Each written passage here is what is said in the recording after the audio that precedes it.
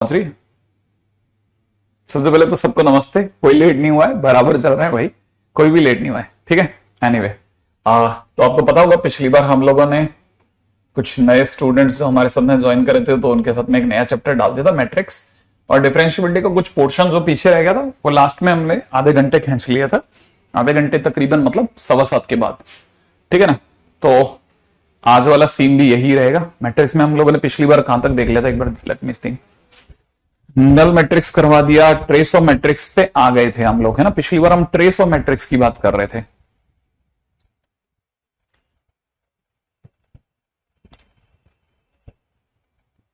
ठीक है। ओके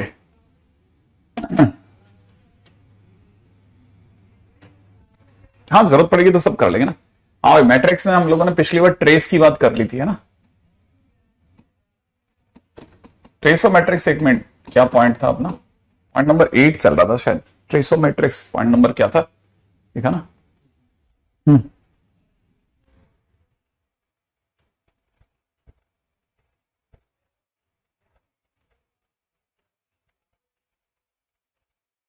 और चलिए और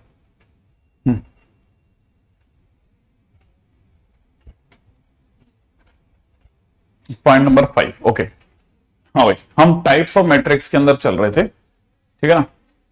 तो टाइप्स ऑफ मैट्रिक्स में स्क्वायर मैट्रिक्स में, ठीक है, टाइप्स ऑफ मैट्रिक्स में पॉइंट नंबर 5 चल पड़ा था हमारा ट्रेस ऑफ मैट्रिक्स, ठीक है। हाँ, पॉइंट नंबर 5 एग्जैक्टली कैनी, थैंक यू। ठीक है, वो डिफरेंशियबिलिटी हम हर बार की तरह से अपने लेक्चर के लास्ट में कर लेंगे, ठीक है। छोटा सा जो पोर्शन बचा हुआ है वो अपनी तरफ से कंप्लीट चलता रहेगा, ठीक है। और साथ में ये ट्रेस ऑफ मैट्रिक्स भी चलता रहेगा, है ना। ध्यान रखना भाई, आप में से जो भी स्टूडेंट्स जुड़ रहे हैं उनको पता होना चाहिए कि मैंने एक पिछली बार चैप्टर चालू कर दिया था मैट्रिक्स करके, और ठीक है। मैं किसमें समझा नहीं आपकी बात को। हाँ, वो आज के दिन पे हो जाएगा, आज के दिन पे हो जाएगा, आज के दिन पे। आज के दिन पे इंटरमीडिएट वैल्यू थ्योरम वगैरह जो भी होगा वो आज के दिन पे। मैं उसी कल के दिन पे जब पिछले लेक्चर की बात करी थी ना, तब मैंने आपको बोला था मेरे से ये रह रहा है। एनीवे, ट्रेस ऑफ मैट्रिक्स में मैंने पिछली बार बताया था कि ट्रेस ऑफ मैट्रिक्स को पहली चीज हम लोग TRA से शो करते हैं, ठीक है ना। सेकंड मैंने बताया था कि ये है ना अपने आप में सम ऑफ, ठीक है ना, values of principal diagonals, principal diagonal, है ना, वो ट्रेस ऑफ ए होती है बेसिकली, और स्क्वायर मैट्रिक्स में ही काम करता है, ठीक है ना। तो तीसरी चीज मैंने आपको बताई थी कि एक्चुअल में जैसे कोई ट्रेस ऑफ ए की बात करता है तो that is nothing but sigma I की वैल्यू 1 से लेकर के n तक कह सकते हैं। तो आप कह सकते हैं A11, A22, A33, ऐसे बढ़ते बढ़ते ANN, ये जो कुछ भी होगा ना ये ट्रेस ऑफ ए होगा। और साथ में मैंने ये भी बताया था कि ट्रेस ऑफ ए की जो मैट्रिक्स है ना, थैंक यू राजेश सर, आपके पढ़ाने का तरीका बहुत नेक्स्ट लेवल। अच्छा नहीं, बस ऐसा ही अच्छा लगा, तारीफें किसको अच्छी नहीं लगती, ठीक है। अच्छा आगे सुनते ना, देखो अपन क्या बात चल रही थी। ट्रेस ऑफ ए में, ट्रेस ऑफ ए की प्रॉपर्टीज, ठीक है ना, ये याद होनी चाहिए। इस चैप्टर में मैट्रिक्स एंड डिटरमिनेंट में सबसे भारी चीज प्रॉपर्टीज होती है। याद है तो फिर सब समझ लो आपके पास है। इसमें प्रॉपर्टीज में पहली प्रॉपर्टी जो थी ना वो ये थी कि ट्रेस ऑफ, अगर कोई कांस्टेंट ए के साथ में आ जाए तो कांस्टेंट को बाहर कर दो और आप मैट्रिक्स ए का ट्रेस ले लो, ठीक है ना। ऐसा पॉसिबल है। ऐसे ही सेम अगर बाय द वे दो मैट्रिक्स का सम दे रखा है ना और कोई ट्रेस पूछ रहा है तो आप अलग अलग ट्रेस निकाल लो, ए का ट्रेस निकालो, बी का ट्रेस निकालो और दोनों को सम अप कर दो। तो बात एक ही है, ए प्लस बी का ट्रेस निकालना या ए का ट्रेस निकाल के और बी का ट्रेस निकाल के जोड़ना, दोनों से काम बन जाएगा ना। अच्छा तीसरा, ये माइनस के साथ में भी काम करता है ना, तीसरा पॉइंट है ना। एक मैंने आपको ये बताया होगा, ट्रेस ऑफ ए बी जो होता है वो ट्रेस ऑफ बी ए के बराबर होता है अगर ए और बी जो है दोनों का ऑर्डर सेम हो तो। ये भी मैंने आपको बताया था, है ना। नहीं नहीं, कोई प्रॉब्लम नहीं होगा मन उससे, वो तो बहुत अल्टी लेवल की चीजें हैं वो सब, है ना। अच्छा एक मैंने आपको बता दिया था पिछली बार, ट्रांसपोज के बारे में एक आइडिया दे दिया था ना। मैंने आपको आइडिया दे दिया था कि ट्रेस ऑफ ए जो होता है that is equal to trace of A transpose होता है, और ट्रांसपोज मैट्रिक्स भी सिखा दी थी आपको, ठीक है ना। अब कहा, ये इतना ऊंचा थोड़ी ना होता है कुछ, ये तो सब कहने वाले थोड़े दिन कह लेते हैं। आगे चलते हैं नेक्स्ट, है ना देवर्षि। अब क्वेश्चन सुनाओ। जैसे किसी ने क्वेश्चन में दे रखा है ए के नाम पर मेरे को देखा 1 2 3 और यहां दे रखा है 509, वहां दे रखा -1 2 -3 और फिर पूछने वाले ने पूछा ट्रेस ऑफ 2a बताओ क्या होगा। अब जैसे ट्रेस ऑफ 2a पूछा, अब ट्रेस ऑफ a नहीं पूछा। अब या तो हम क्या करें कि हम 2 की मल्टीप्लाई करें, या फिर हम दिमाग लगाएं कि पूछने वाले ने अगर ट्रेस ऑफ 2a पूछा है तो that is nothing but 2 times trace of a होता है। तो हम क्या करेंगे, 2 को तो बाहर ही ले देंगे, ट्रेस ऑफ a हम अभी बता देते हैं। ट्रेस ऑफ a का मतलब होता है ये डायगोनल एलिमेंट है ना, इन तीनों को जोड़ दो। तो हमने अपनी तरफ से 1 + 0 + -3 को जोड़ा, आंसर -4 आ गया, क्वेश्चन खत्म। एग्जैक्टली दीपक, बहुत बढ़िया, बहुत बढ़िया। लोकेश, अगर आपने एनसीईआरटी फोड़ दी है मैट्रिक्स की तो बहुत बढ़िया, खतरनाक। ठीक है, अच्छा, आपने कंटिन्यूटी डिफरेंशिएबिलिटी में लगे मतलब 150 क्वेश्चन कर दिए। हाँ बिल्कुल, नए स्टूडेंट्स के लिए ही है सर ये। ठीक है, अब जैसे अगला क्वेश्चन करते हैं। ठीक है, अगला क्वेश्चन क्या कहता है, अगला क्वेश्चन कहता है कि अगर हम आपको ये कहें कि कोई दो मैट्रिक्स हैं A and B are two matrix, ठीक है ना, वो इस तरह से दी गई है कि a + 2b जो है, ठीक है ना, वो किसके बराबर है, वो बराबर है 1 2 0 6 -3 3 और -5 3 1। ठीक है, और दूसरी तरफ से दे रखा है a - 2b, a - 2b, और वो किसके बराबर है, वो बराबर है 2 - 1 5। ठीक है ना, और यहां पे 2 - 1 है ना, और इसको थोड़ा अच्छे से लिख लेते हैं, 2 - 1 5 2 - 1 6। ठीक है, और यहां दे रखा है 0 1 2, और क्वेश्चन वाले ने मांगा है कि find trace of A minus trace of B. इस तरह के क्वेश्चंस कभी कभार मेंस वगैरह में आ जाते हैं, तो इस तरह के क्वेश्चंस को जरूर थोड़ा देख लेना कि अब अगले ने ऐसा बोला है तो कैसे करना है। ठीक है, अब समझना क्या है स्टोरी। ठीक है, देखो अब क्वेश्चन में हमको दो मैट्रिक्स दे रखी है, ए मैट्रिक्स और बी मैट्रिक्स। तो ए मैट्रिक्स का 2b माने मैट्रिक्स का डबल से जोड़ेंगे तो एक और मैट्रिक्स बनेगी, तो मैट्रिक्स मिली है हमारे को, एक मैट्रिक्स यहां दे रखी, एक मैट्रिक्स यहां दे रखी। अब क्वेश्चन वाले ने हमसे मांगा क्या है, इसके बारे में जानना। भाई या तो मैं क्या करूं, दोनों मैट्रिक्स निकालूं, या तो दोनों मैट्रिक्स निकालो, और अगर मैं दोनों मैट्रिक्स नहीं निकालना चाहता तो मैं प्रॉपर्टीज की मदद ले सकता हूं। मैं जानता हूं कि मैंने अगर a + 2b का ख्याल करे बगैर ट्रेस पूछा होता तो आप मुझे कहते सर इनका सम जो होगा वो इसका ट्रेस हो जाएगा। तो मैंने इनका ट्रेस पूछा तो आपने कहा सर 1 + -3 + 1, बोले तो -1 आ जाएगा, है ना। अच्छा, सेम वे अगर मैंने आपसे इसका ट्रेस पूछा होता a - 2b का, तो आप कहते सर इनका सम कर लो। हाँ, तो जैसे मैं इनका सबका सम करता तो मेरा 3 आंसर आ जाता। अच्छा, अब जैसे मैंने किया ये, तो मुझे पता है कि मैंने अभी भी प्रॉपर्टी में सीखा था कि ट्रेस ऑफ a + b हो तो हम उसे अलग अलग कर सकते हैं। तो trace of a + trace of 2b is equal to -1, इसको ऐसा लिख सकते हैं। फिर मुझे एक और चीज याद आई कि प्रॉपर्टी में तो मुझे यह भी कहा गया था कि कांस्टेंट बाहर आ सकता है, तो 2 times trace of b is equal to -1। मुझे एक इक्वेशन यहां से मिल रही है। सेम वे मैंने यहां पे भी प्रॉपर्टीज अप्लाई करी, तो मुझे पता है trace of a - trace of 2b is equal to 3 हो जाएगा। और यहां से देखा जाए तो ट्रेस ऑफ a और यहां से 2 बाहर आ जाएगा, 2 times trace of b is equal to 3 हो गया, राइट। तो मेरे पास एक इक्वेशन यहां से मिल रही है और एक इक्वेशन यहां से मिल रही है, दो इक्वेशन है। अब मैं इसको इसके नीचे लगा देता हूं, तो ये मुझे पता है कि अगर मैंने इसके नीचे लगा दिया तो ट्रेस ऑफ a माइनस में 2 टाइम्स ट्रेस ऑफ b जो होगा that will be equal to 3 हो जाएगा। अब जैसे मैं सम अप करूंगा तो ये हो जाएगा 2 times trace of a is equal to में कितना 2, इसका मतलब trace of a is equal to कितना हो जाएगा 1। अब ट्रेस ऑफ a अगर 1 हो गया तो फिर ट्रेस ऑफ a की जगह 1 रख देते हैं, तो यहां से है ना ट्रेस ऑफ 2b यहां रख लेते ना 1। तो अगर मैंने ट्रेस ऑफ a की जगह 1 यहां रखा तो 1 इधर आके -2 हो जाएगा, तो trace of b is equal to -1 हो गया। अब क्वेश्चन वाले ने हमसे क्या मांगा, है ना, तो डिमांड है भाई क्वेश्चन वाले की कि हम उसे trace of a minus trace of b बताएं। लीजिए, इसकी वैल्यू 1, इसकी वैल्यू -1, फाइनली आंसर कितना हो गया 2, क्वेश्चन खत्म, है ना। तो ये ट्रेस की माया है।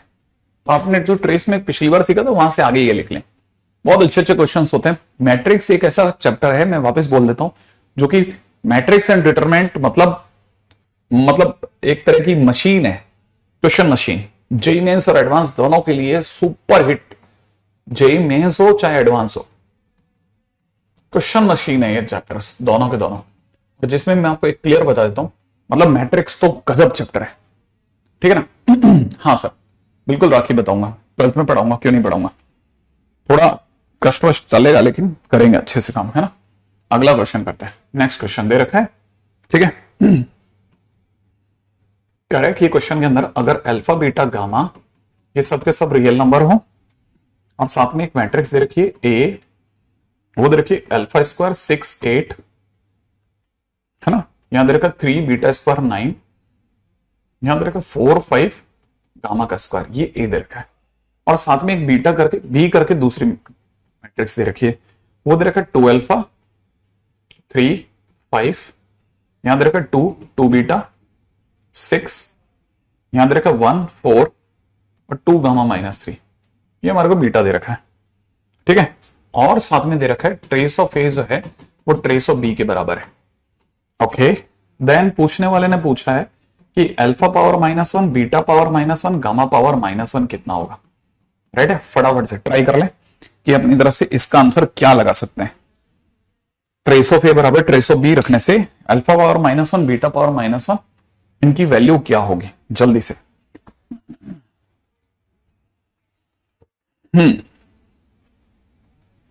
हाँ मैं कराऊंगा, 12th के अंदर ये दोनों चैप्टर कराएंगे, कॉनिक भी कराएंगे और वो भी कराएंगे।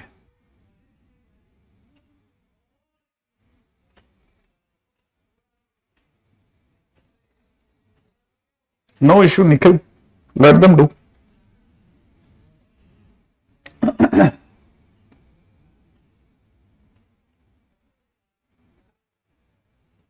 हम्म,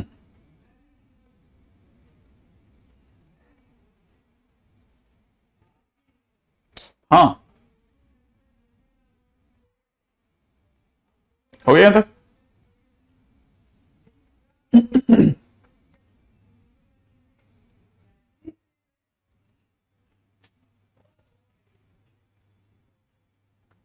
आगे बढ़ जाए, किसी का आंसर है 3। अच्छा,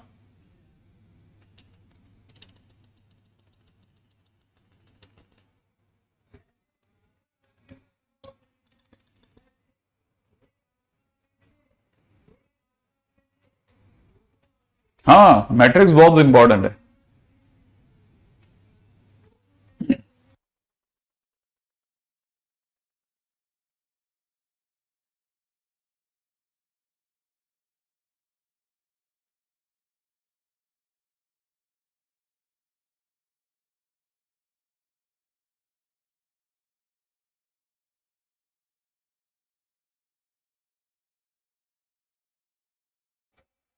हाँ भाई, अगर बना किसी का। Okay, great great great, thanks Ayush. आगे चलते हैं, है ना। अब जरा क्वेश्चन को देखना, बड़ा मस्त सा क्वेश्चन है।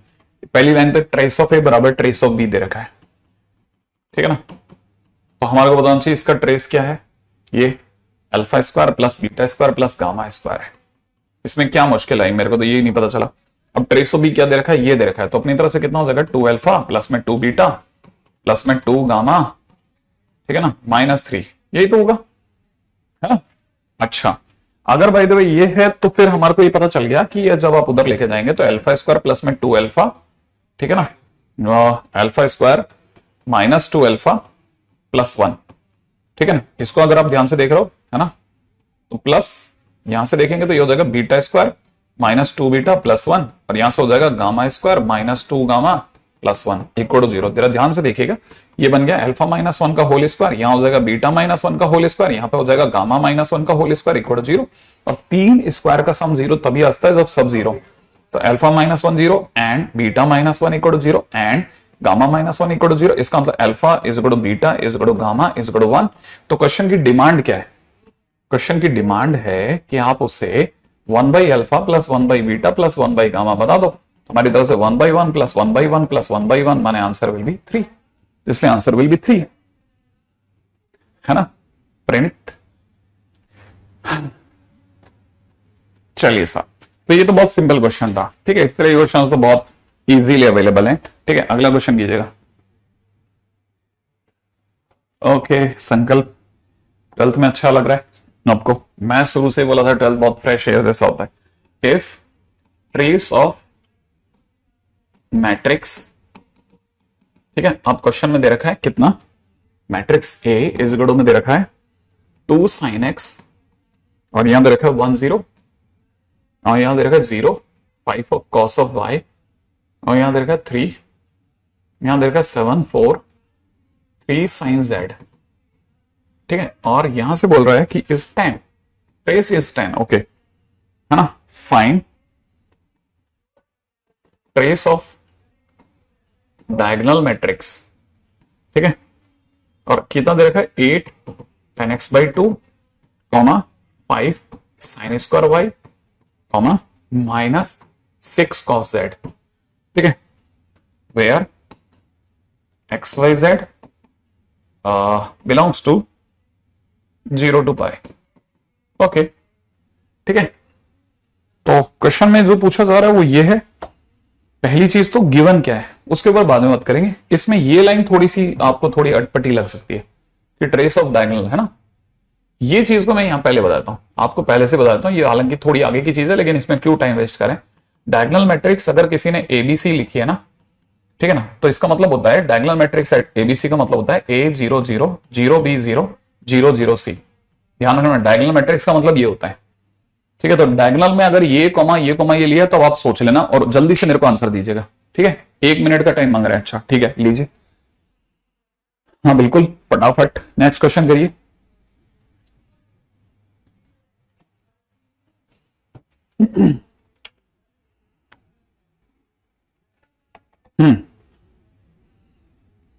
जल्दी बताइएगा।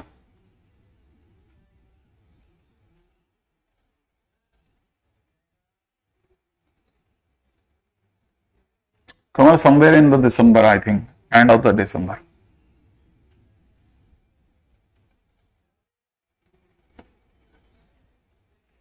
ओके निखिल, आंसर आ गया तुम्हारा, वेरी गुड। सनी का 7 आ रहा है, तुम्हारा 8।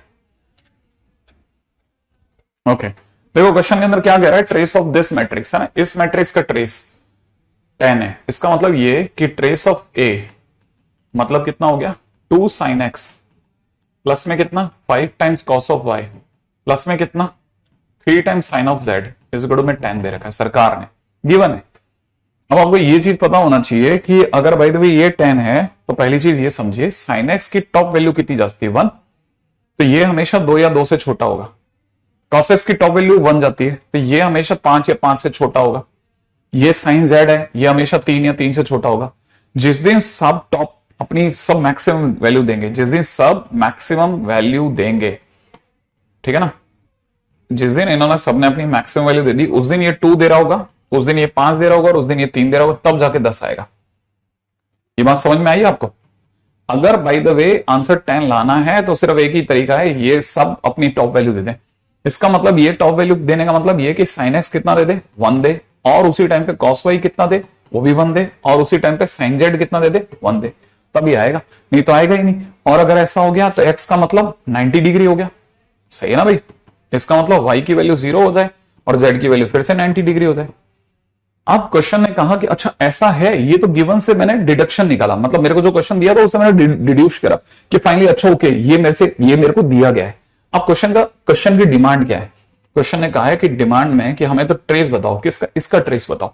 तो हमने पहले तो डायगोनल मैट्रिक्स बनाई कि मैं डायगोनल क्या 8 10x/2 5 sine square Y minus का 6 cos z अगर कोई हमारे को दे देगा तो इसका मतलब बेसिकली वो ये देना चाहता है 8 10x/2 0 0, यहां वो देना चाहता है 0 5 साइन स्क्वायर वाई, और यहां दे रहा है 0, और यहां दे रहा है 0 0 माइनस का 6 cos z, ये दे रहा है। अगर कोई हमारे को ये दे रहा है और अब इसका ट्रेस कोई पूछेगा तो इसका ट्रेस क्या है, जो इसका ट्रेस है तो वो क्या, मैं इनको सम ही तो करूंगा, तो सम कितना हो जाएगा 8 में कितना 10x/2 हो जाएगा, प्लस में कितना हो जाएगा 5 टाइम्स में कितना साइन स्क्वायर वाई हो जाएगा, और माइनस में कितना 6 टाइम कॉस ऑफ जेड हो जाएगा। और मैं जेड की जगह और एक्स की जगह और वाई की जगह वैल्यू रख दूंगा तो मेरे पास में कितना हो जाएगा 8 10 π/4 प्लस में कितना 5 साइन स्क्वायर 0 माइनस में 6 कॉस π/2, क्योंकि मैं जेड की जगह ये वैल्यू रखूंगा, जैसे रखूंगा ये कितना बन जाएगा 8, ये बन जाएगा 0, वो बन जाएगा 0, finally answer is 8। 8 is the right answer, है ना, तो आंसर विल बी 8। क्या ये बात समझ में आई? बहुत ही सिंपल क्वेश्चन है पर अच्छा क्वेश्चन है, ठीक है। इसमें बस एक ही जगह पे आपको थोड़ा बहुत पे चढ़ता था, वो मैंने आपको बता रखा था कि डायगोनल मैट्रिक्स अगर कोई ये लिख के दे तो इसका मतलब ये समझना तो आंसर विल बी 8 बेसिकली। ठीक है, आगे बढ़ जाए। बहुत सिंपल और अच्छा क्वेश्चन है। ठीक है, नेक्स्ट क्वेश्चन पे बात करते हैं। एनीवे, इस तरह के क्वेश्चंस प्रोबेबल है, क्योंकि इस तरह के क्वेश्चंस नॉर्मली इसलिए आ सकते हैं क्योंकि लोग गड़बड़ा देते हैं। ठीक है ना। ठीक है, आगे बढ़ते हैं नेक्स्ट क्वेश्चन की ओर। अच्छा, अब अगला पॉइंट सुनिएगा। ठीक है, अगला है types of square matrix. Types of square matrix. Square matrix जो हम लोगों ने पिछली बार 4th नंबर के टाइटल पे लिखी थी ना, उसके बाद में अगला टाइटल है कितने तरह की स्क्वायर मैट्रिक्स होती है। तो याद रखना, स्क्वायर मैट्रिक्स हमेशा 2 तरह की होंगी। पहली कौन सी होगी? एक तो होगी डायगोनल मैट्रिक्स। ठीक है ना, तो लिख लेना डायगोनल मैट्रिक्स। एक तो ये टाइप हो गया, और दूसरी बात होगी ट्रायंगुलर मैट्रिक्स। ट्रायंगुलर मैट्रिक्स, ठीक है ना भाई। डायगोनल मैट्रिक्स जैसे मैंने अभी जस्ट अभी बताया था, ठीक है ना, जैसे डायगोनल मैट्रिक्स को हम लोग हमेशा किससे शो करते हैं? DIAG, और ऐसे लिख देंगे D1 D2 D3। अब तुरंत समझना, डायगोनल मैट्रिक्स का मतलब हो जाएगा D1 0 0 0 D2 0 0 0 D3। समझ रहे हो आप? ऐसे दिखाना है डायगोनल मैट्रिक्स। अच्छा, डायगोनल मैट्रिक्स में भी 2 तरह की मैट्रिक्स और होंगी। कौन कौन सी 2 तरह की? एक का नाम होगा स्केलर मैट्रिक्स। ठीक है ना भाई, स्केलर मैट्रिक्स। स्केलर मैट्रिक्स कैसा होता है? स्केलर मैट्रिक्स ऐसा होगा, देखना, जैसे किसी ने दे दिया हो K0 0 0 K0 0 0 K, माने इस बार हमारे तीनों एलिमेंट सेम हो गए, कोई भी कांस्टेंट हो सकता है, चलेगा। ये स्केलर मैट्रिक्स है। और सबसे ज्यादा पॉपुलर डायगोनल मैट्रिक्स में है आइडेंटिटी मैट्रिक्स। ये आपका साथ बहुत दिनों तक निभाएगी। ये क्या चीज है? आइडेंटिटी मैट्रिक्स, है ना। इसको जैसे I2 I3 इससे रिप्रेजेंट करते हैं। जैसे I3 बोला तो I3 का मतलब हो जाएगा, अब हमारे जो कांस्टेंट है ना के ये नहीं होंगे, अब 1 चलेगा। 1 0 0 0 1 0 0 1 0 और 0 0 1। ये identity matrix of third order है। Identity matrix of third order, तो 3 लिखा है माने थर्ड ऑर्डर की। अगर किसी ने I2 लिखा होता तो I2 का मतलब होता 1 0 0 1, ये होता सेकेंड ऑर्डर की। तो बेसिकली मैट्रिक्स में, स्क्वायर मैट्रिक्स में खासतौर पर डायगोनल में 2 तरह की डायगोनल मैट्रिक्स पॉपुलर है, जब अलग अलग नंबर हो, ठीक है, तब। और दूसरी बात यह कि सारे कांस्टेंट सेम हो तो स्केलर, सारे कांस्टेंट 1 हो तो आइडेंटिटी। ठीक है ना। तो पहली बात ये समझना, इसमें 3 तरह की मैट्रिसेस होती हैं डायगोनल अकेले में।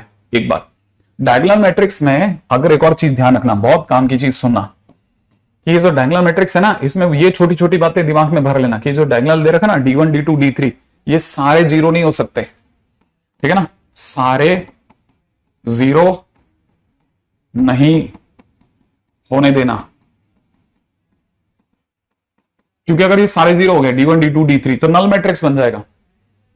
एक को छोड़ना पड़ता है, सारे 0 नहीं ले सकते। कल को पूछे कि D1 D2 D3 जो है, ठीक है ना, वो सारे ये सर कुछ भी ले सकते हैं, तो फिर तो सर 0 ले लेते हैं, 0 ले लेंगे तो नल मैट्रिक्स बन जाएगा ना।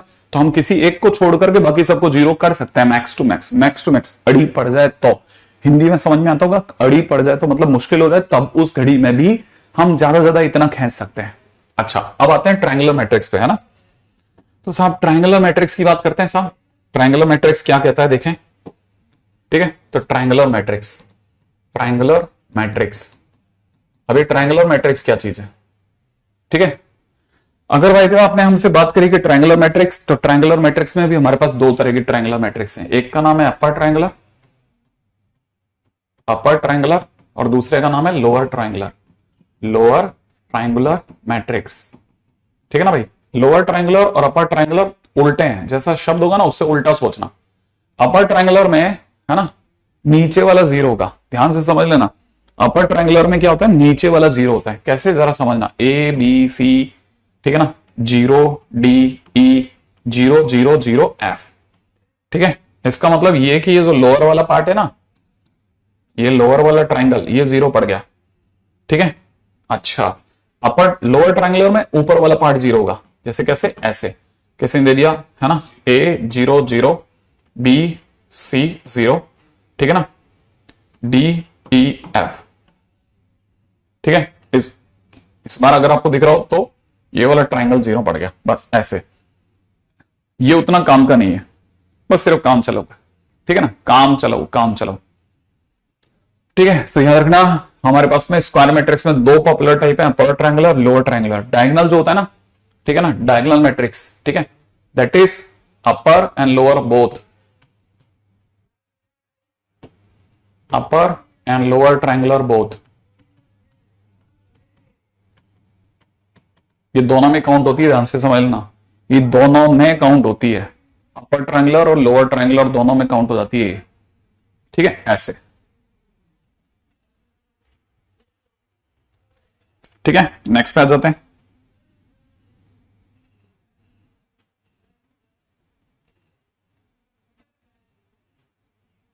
आगे बढ़ जाए, आगे बढ़ते हैं, ठीक है।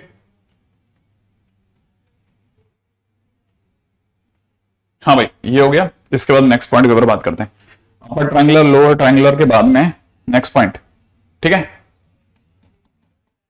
मैक्सिमम मिनिमम टाइप क्वेश्चंस, ठीक है। अगले वाले क्वेश्चंस पे ध्यान देना, टाइप क्वेश्चंस, ठीक है।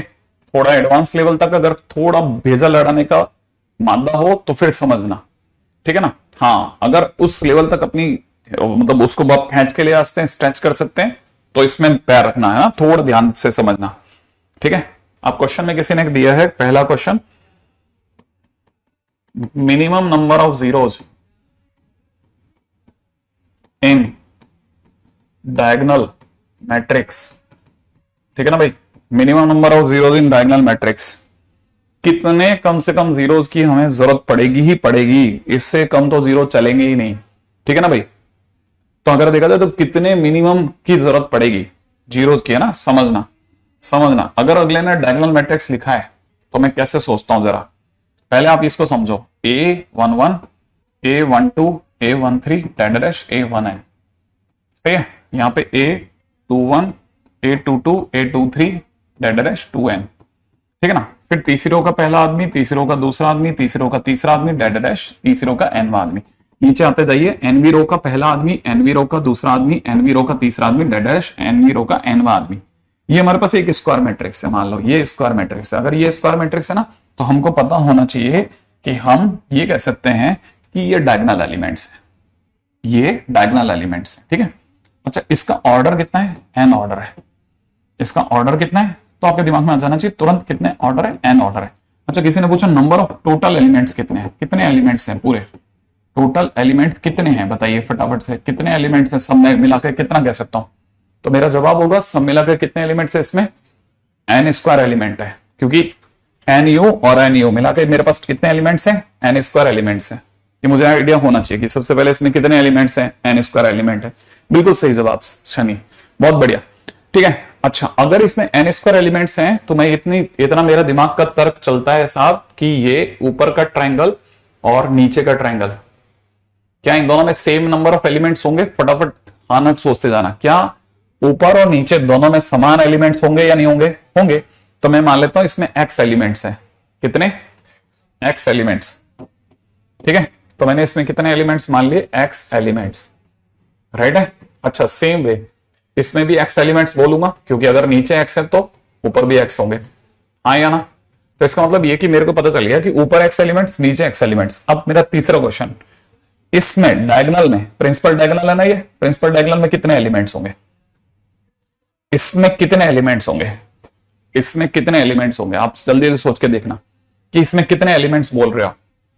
अगर मैं इसको देख रहा हूं तो इसमें कितने एलिमेंट्स हैं, ठीक है, फटाफट बताना। बिल्कुल सही जवाब एक था, कितने, एन एलिमेंट्स, कितने एलिमेंट्स हैं, एन एलिमेंट्स। ये बात समझ में आती है। सोचो, इसमें कितने एलिमेंट्स, एन एलिमेंट्स, ऊपर कितने, एक्स, नीचे कितने, एक्स। तो टोटल एलिमेंट्स अगर कोई मेरे से पूछेगा तो मैं कहूंगा कि टोटल कितने एलिमेंट्स आपको दिख रहे हैं, तो मैं कहूंगा कि टोटल एलिमेंट्स अगर आप मुझसे पूछोगे ना, तो मुझे नीचे एक्स दिख रहा है, बीच में एन दिख रहा है और इधर एक्स दिख रहा है, X elements, N elements, X elements. फिर लोग कहेंगे कि लेकिन सर हमें तो पता है ना कि टोटल एलिमेंट तो एन स्क्वायर है। इसका मतलब ये कि हम कह सकते हैं कि 2x में कितना, एन स्क्वायर माइनस एन है। इसका मतलब हम कह सकते हैं कि x के नाम पे हम N square minus N by 2 elements रख रहे हैं। माने कहने का मतलब क्या, कहने का मतलब ये कि अब मुझे स्पष्ट हो गया साहब कि अगर कोई n क्रॉस n ऑर्डर की स्क्वायर मैट्रिक्स है तो ये जो बीच में डायगोनल होता है उसमें n एलिमेंट्स होते हैं। ये मेरे दिमाग में क्लियर हो गया कि इसमें कितने एलिमेंट्स होते हैं, n एलिमेंट्स। नीचे के ट्रायंगल में x एलिमेंट्स नहीं होते। अब मैं और अच्छे जानता हूं, N square minus N by two elements होते हैं। ठीक है ना, सेम वे मेरा दिमाग अब ये भी चलने लग गया कि ऊपर की तरफ भी कितने हो गए, N square minus N by two elements हो गए। ठीक है ना, तो मेरे को टोटल पता चल गया कि साहब एन स्क्वायर एलिमेंट्स ऐसे डिस्ट्रीब्यूटेड है, बीच में एन भरे हुए हैं, नीचे N square minus N by two, ऊपर N square minus N by two. अब आपको क्या चाहिए, कितने जीरोस भरने डायगोनल में ना, तो आपको पता होना चाहिए डायगोनल में सारे, ये सारे जीरो चाहिए। ठीक है ना, ये सारे कैसे चाहिए, सारे जीरोस लाओ। अगर भाई तो इनमें कोई भी एक जीरो नहीं हुआ ना तो डायगोनल नहीं होगा। डायगोनल में याद है ना, ये तो जीरो चाहिए, साथ में ऊपर वाला भी जीरो चाहिए। ठीक है ना, ये भी सारे कितने चाहिए, जीरो चाहिए कि नहीं चाहिए। तो इसका मतलब ये कि minimum number of zeros, minimum number of zeros की अगर बात चला दिया आपने, तो कम से कम ये जीरो तो चाहिए, ये भी जीरो चाहिए। तो एक तरह से N square minus N by two zero चाहिए, और पास वाले का भी N square minus N by two zero चाहिए। माने मुझे N square minus N zero तो ला के दो आप कैसे भी, उससे कम पे तो डायगोनल बनाऊंगा ही नहीं मैं। तो आंसर कितना हो गया, N square minus N elements, इतने तो मुझे जीरो दीजिए ही दीजिए। अब इसे आप फटाफट से कॉपी करिए, आप इतने तो मेरे को जीरो चाहिए।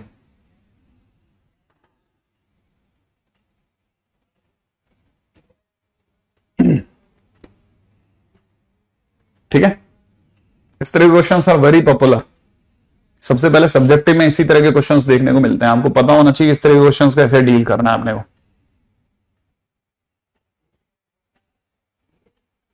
ठीक है, डन, वेरी गुड अनुज। हाँ भाई, अब समझते हैं मिनिमम नंबर जीरोस का मतलब इससे कम जीरो तो चलेगा ही नहीं। मान लीजिए आपने अगर भाई दे मुझे सपोज करो 1 0 0, ठीक है ना, इधर की तरफ 0 2, एक जीरो और ले लेते हैं। ठीक है, 1 2 0 0, अगर देखा जाए 0 0 3 0, अगर देखा 0 0 0 4, ऐसा ले लेते हैं। ये डायगोनल मैट्रिक्स है, हाँ है। अगर आपने ये मेरे को जीरो नहीं दिए, ये मुझे जीरो नहीं दिया, मैं डायगोनल कैसे बोलूंगा। मान लो आपने यहां पर ये इसको जीरो की जगह पे 3 दे दिया, तो क्या ये डायगोनल है क्या, नहीं। डायगोनल बनाने के लिए अगर आपको डायगोनल बनाना है तो ये ऊपर का ट्रायंगल नीचे का ट्रायंगल सारा जीरो दो, कम से कम इतना तो चाहिए ही चाहिए मेरे को, वरना डायगोनल कैसे बोलूंगा। तो अगर देखा जाए तो मतलब इसके अंदर अगर देखा टोटल 16 एलिमेंट हैं। अब 16 एलिमेंट्स में देखा जाए ना तो 16 माइनस 4 माने 12, तो मुझे जीरो दो। इन 4 को छोड़ करके बाकी जीरो चाहिए मेरे को, समझ रहे आप। इतने तो जीरो दो मिनिमम, इतने जीरो तो चाहिए। अब इसी में क्वेश्चन क्या बन सकता है, सेकंड क्वेश्चन वो ये बनाएगा कि मैक्सिमम कितना जीरो लोगे, बोलो मैक्सिमम नंबर ऑफ जीरोस कितने, है ना, माने मैक्सिमम कितने जीरोस डायगोनल झेल लेगा। ठीक है, कितने झेल लेगा भाई, कितने जीरो झेल लेगा। तो हमने कहा भाई साहब ऐसा है, मिनिमम नीचे के जीरो ऊपर के जीरो तो देना ही देना, लेकिन ध्यान रखना, ठीक है, आप जब भी डायगोनल की बात करेंगे ना, ये N square minus N by two तो जीरो चाहिए, मिनिमम इतना तो चाहिए, ये भी जीरो चाहिए। ठीक है ना, अब आप बात चला रहे हो कितना जीरो और झेल सकता है। तो हमने कहा देखो याद है ना, ये एन एलिमेंट थे, इसमें एक को छोड़ के बाकी सब जीरो भर दे, वो भी झेल जाएगा ये, एक को छोड़ करके। ठीक है, एन एलिमेंट्स में, ठीक है ना, एक को छोड़कर, ठीक है ना, बाकी सारे जीरोज, ठीक है ना, झेल जाएगा। लेकिन अगर आपने सारे जीरो कर दिए फिर नहीं झेलेगा, फिर मना कर देगा, ले जा भाई तेरा ये, मैं नहीं जाता। तो इसका मतलब ये कि टोटल कितने एलिमेंट्स हैं, इसमें एक को छोड़ दे, टोटल एन स्क्वायर एलिमेंट है उसमें एक को छोड़वा दो। एन स्क्वायर एलिमेंट्स थे टोटल एन स्क्वायर है अंदर से लेके बाहर तक, उसमें बस एक को, इस बीच वाले किसी भी एक को जीरो मत बनने देना बस। तो टोटल अगर देखा तो आंसर क्या हो गया, maximum n square minus one, एक को छोड़ के बाकी सारे जीरो उठा ले। ठीक है, तो ये क्वेश्चन हुआ maximum minimum number of zeros का। ठीक है, ये लेकिन डायगोनल का। ठीक है, अगला क्वेश्चन है minimum number of zeros in lower triangular matrix, lower triangular matrix में कितने कम से कम जीरोस की जरूरत पड़ने वाली है आपको? कितने जीरोस तो कम से कम आप लोगे ही लोगे, मिनिमम नंबर ऑफ जीरोस कितने चलाओगे? हमने देखो ऐसा है, जब आप लोअर ट्रायंगुलर की बात करते हैं ना, ठीक है, तो कम से कम मर को, ठीक है, अगर आपने लोअर ट्रायंगुलर की बात करी तो लोअर ट्रायंगुलर तो तब होता है ना जब ये वाला खांचा जीरो हो जाए, ये खांचा जीरो चाहिए, जीरो चाहिए, ये खांचा जीरो चाहिए, इतना तो कम से कम दोगे यार, इतना तो मिनिमम चाहिए। तो अगर देखा जाए तो इसमें कितने थे, n square minus N by two, इसलिए मिनिमम नंबर ऑफ जीरोस, ठीक है, इस गुण में कितना, n square minus N by two, और कितने जीरो तो दिलाओगे भैया, नहीं तो उसके बगैर कैसे चलेंगे, ठीक है, इसके बगैर तो चल ही नहीं सकते, मिनिमम नंबर ऑफ जीरोस तो ये तो चाहिए चाहिए हमारे को।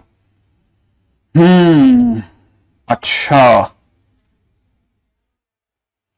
ठीक है, अब क्वेश्चन में किसी ने पूछा, ठीक है, इसी के अंदर maximum number of distinct elements in lower triangular matrix, ठीक है, कितने ज्यादा से ज्यादा डिस्टिंक्ट एलिमेंट आप ला सकते हो, कितने ज्यादा से ज्यादा एलिमेंट्स, ठीक है ना, कितने ज्यादा से ज्यादा जीरोस आप झेल जाओ, कितने ज्यादा से ज्यादा डिस्टिंक्ट एलिमेंट आप ला सकते हो, ये डिस्टिंक्ट एलिमेंट्स, ठीक है ना, लोअर ट्रायंगुलर में ना, हाँ लोअर ट्रायंगुलर में, तो देखो लोअर ट्रायंगुलर में एक बात तो पक्की होगी, ये तो सारे जीरो चाहिए, ये सारे क्या चाहिए, जीरो, इसके सिवा तो चलेगा ही नहीं कुछ, माने एक बात तो पक्की होगी, n square minus N by two, ये तो जीरो चाहिए चाहिए, लेकिन ये जो है ना, जब आप लिख रहे हो n square minus N by two, ये तो जीरो चाहिए चाहिए ना, तब वो पता ना चाहिए, जब आप सब में जीरो भर रहे होगे तो दुनिया की नजर में एक ही एलिमेंट चल रहा है, एक ही एलिमेंट भरे जा रहे हो, क्या एक ही एलिमेंट भरे जा रहे हो, ठीक है, भरे कैसे लिखते हैं, भरे जा रहे हो, समझ रहे हो आप जब यहाँ पे ये जीरो जीरो जीरो जीरो ऐसे चिपका रहे हो ना, तो आप दुनिया की नजर में क्या कर रहे हो, दुनिया की नजर में आप सिर्फ एक ही एलिमेंट भर रहे हो, कि सबने इसने, कोई पूछेगा इसने क्या करा, जीरो भरा है, कितने एलिमेंट भरे, एक ही एलिमेंट भरा, भाई साहब जीरो जीरो लगाया गया है, अच्छा इसका मतलब उसने एक एलिमेंट भर दिया है। अच्छा अब आते हैं बीच वाले बंधुओं पे, ठीक है, इन पे, इनमें कितने अलग अलग एलिमेंट भर सकते हो, एन, सारे अलग भर दो, मर्जी है जितना भर दो, तो इसमें है ना, इसमें आपने कितने एलिमेंट भरे, एक एलिमेंट भरा, इसमें कितने एलिमेंट भरे, इसमें आप एन अलग अलग एलिमेंट्स, एन अलग अलग एलिमेंट्स भर रहे हो, समझ रहे हो आप, ठीक है, तो अब तक आप कितने भर चुके हो, एन प्लस वन, यहां से नीचे से ऊपर तक आते आते एन प्लस वन भर गए हो, अब आप नीचे आ जाओ, ठीक है, अब आपने इसके ऊपर बात करनी चालू करेंगे, लाओ भाई इसको भरेंगे, यहां पे कितने एलिमेंट्स हैं, n square minus N by two, आप चाहो जित सबको अलग अलग भर दो, कोई जरूरी नहीं है, सारे कोई भी रिपीट नहीं करेगा, सारे डिफरेंट करेंगे, किसी को 10 कर दिया, किसी को 15, किसी को 1000, कुछ भी, लेकिन n square minus one distinct element भर रहा हूं मैं, सारे अलग, कोई किसी से मैच नहीं करेगा, ये इसमें कोई भी आपस में मैच नहीं करेगा, इसका कोई भी एलिमेंट यहां मैच नहीं करेगा, इनमें आपस में कुछ मैच नहीं करेगा, हाँ ये सारे जीरो होंगे, लेकिन इसका एक एलिमेंट तो गिनेंगे अपन, ठीक है, एन डिस्टिंक्ट एलिमेंट, तो टोटल डिस्टिंक्ट एलिमेंट कितने गिने मैंने, n square minus N by two, तो ये साइड के, प्लस में एन ये वाला साइड का, ठीक है ना, प्लस में एन ये बीच वाला, प्लस में वन इसका, प्लस में वन जीरो वाला, हाँ अब देखते हैं आंसर कितना आने वाला है, तो आंसर आएगा n square minus n plus two n plus two divide by two, यही आएगा, तो फाइनली मेरी तरफ से आंसर आने वाला है कितना कितना कितना कितना कितना कितना कितना, n square plus n plus two by two, ये मेरा आंसर है, ठीक है, हाँ ये इनमें से कोई मैच नहीं करना चाहिए, नहीं तो अगर जैसे कुछ भी मैच कर गया तो दुनिया की डिस्टिंक्ट नहीं है वैसा, जैसे आपने सपोज करो ये भरा, मान लो मैं आपके सामने भरता हूं, जैसे ना तीन की दिखाता हूं, जैसे मान लीजिए मैंने भरा 1 0 0 2 3 0 4 5 6, तो हम कहेंगे कि हमने सारे अलग अलग एलिमेंट डाले, तो टोटल हमने कितने एलिमेंट्स डाल दिए, तो आप कहोगे हमने 6 एलिमेंट डाले, नहीं हमने 7 एलिमेंट डाले, कौन कौन से ये दिख रहे हैं आप, 7 डिस्टिंक्ट एलिमेंट्स हैं ये, ठीक है। कैसे सर 7 डिस्टिंक्ट कैसे हैं ये? देखो पहला एलिमेंट 0, एक मैंने 0 भरा, एक मैंने 1 भरा, एक मैंने 2 भरा, एक मैंने 3 भरा, एक मैंने 4 भरा, एक मैंने 5 भरा, एक मैंने 6 भरा, गिन लो 7 है। अब किसी ने भी चतुराई दिखाई होती, मान लो किसी ने अगर चतुराई दिखा करके सपोज करो कि उसने क्या किया होता है यहां पे, कि यहां है ना, ठीक है, यहां पे, ठीक है, यहां पे 5 भरते भरते बंदा जो है अचानक से 1 भर गया होता। अगर उसने ये 1 भर दिया तो फिर ये डिस्टिंक्ट नहीं कहेंगे, हम कहेंगे नहीं सब डिस्टिंक्ट नहीं है। देखो ना ये सारे डिस्टिंक्ट थोड़ी ना है, क्या ये डिस्टिंक्ट है? ये सारे अलग अलग है क्या? नहीं, अलग अलग प्रकार के नहीं है, ये 1 है और 1 सेम हो गए, ये सेम एलिमेंट हो जाएंगे। तो डिस्टिंक्ट एलिमेंट तो तभी कहलाएगा जब सारे अलग हो। आई थिंक ये वाली बात आपको समझ में आनी चाहिए। इसलिए मैंने आपको क्या बोला, मैंने आपको बोला था कि जब भी हम मैक्सिमम मिनिमम का क्वेश्चन हो, जब आपकी अंदर की हैसियत है ना एडवांस लेवल तक सोचने के, तो ही उतरना, वरना चक्कर आ जाएगा आपको। हाँ, सिर्फ कॉर्नर 0 होता है, या तो ऊपर का या नीचे का, ठीक है। अच्छा खैर एनीवे अभी चला बेटा। अच्छा अब चलते हैं आगे अगले पॉइंट पे, है ना। नेक्स्ट, ठीक है, अगला नेक्स्ट टाइटल, अगला टाइटल है कंपेरेबल मैट्रिक्स।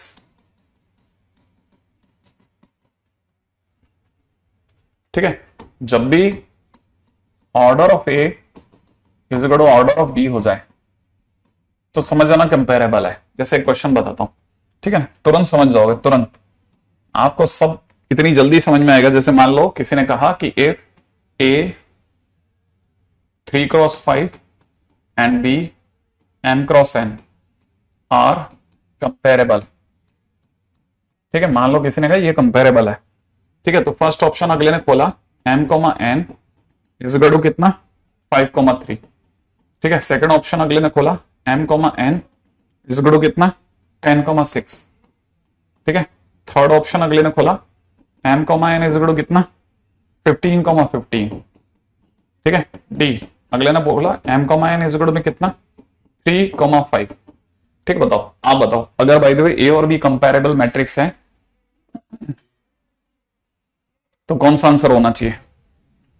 अगर ए और बी वाकई में कंपेरेबल हैं तो कौन सा आंसर सही है?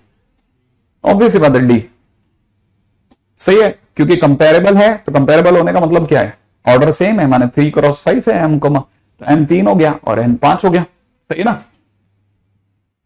तो आंसर हो गया डी, ठीक है, तो D is the right answer. अगले क्वेश्चन पे चलते हैं, नेक्स्ट, ठीक है। अच्छा अब अगला है इक्वल मैट्रिक्स, ठीक है। पहला when order of A is equal to order of B, ठीक है, फर्स्ट। सेकंड व्हेन, ठीक है, when elements of both matrix are identical. जब आपको पता चले आपके जो दोनों है ना एलिमेंट भी सेम है, एलिमेंट्स भी सेम है, अब सिर्फ ऑर्डर सेम नहीं है, अब क्या अंदर के एलिमेंट्स भी बराबर हैं, सेम सेम है, सेम, ठीक है ना। तो जैसे किसी ने कहा कि अगर, है ना, अगर कोई एक मैट्रिक्स है जैसे ए, ठीक है ना, वो ऐसे दे रखी है कितना x y z a b c, ठीक है, और दूसरी तरफ से b के नाम पे दे रखा है कितना, b के नाम पे दे रखा है 3 1 5 2 0 4, ठीक है ना, आर इक्वल मैट्रिक्स, ठीक है ना, इक्वल मैट्रिक्स। देन आप बताइए x plus y plus z upon A plus B plus C is equal to क्या होगा?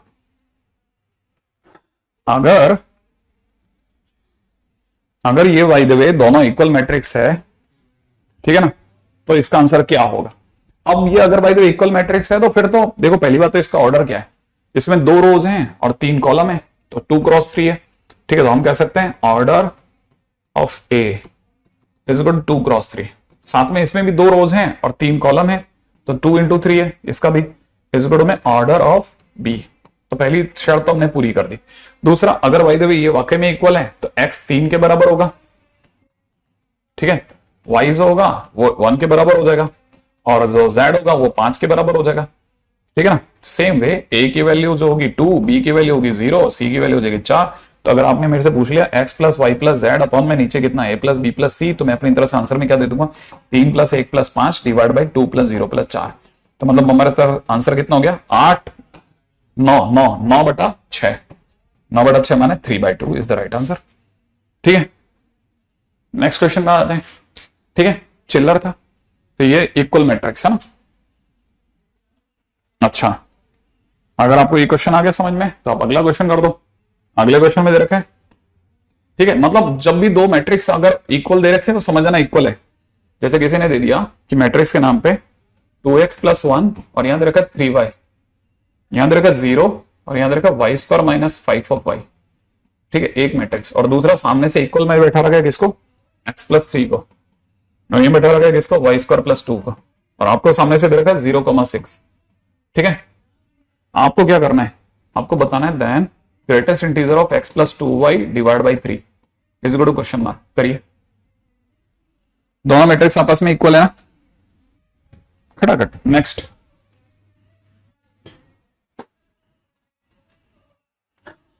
yes you can start from here, this is very easy।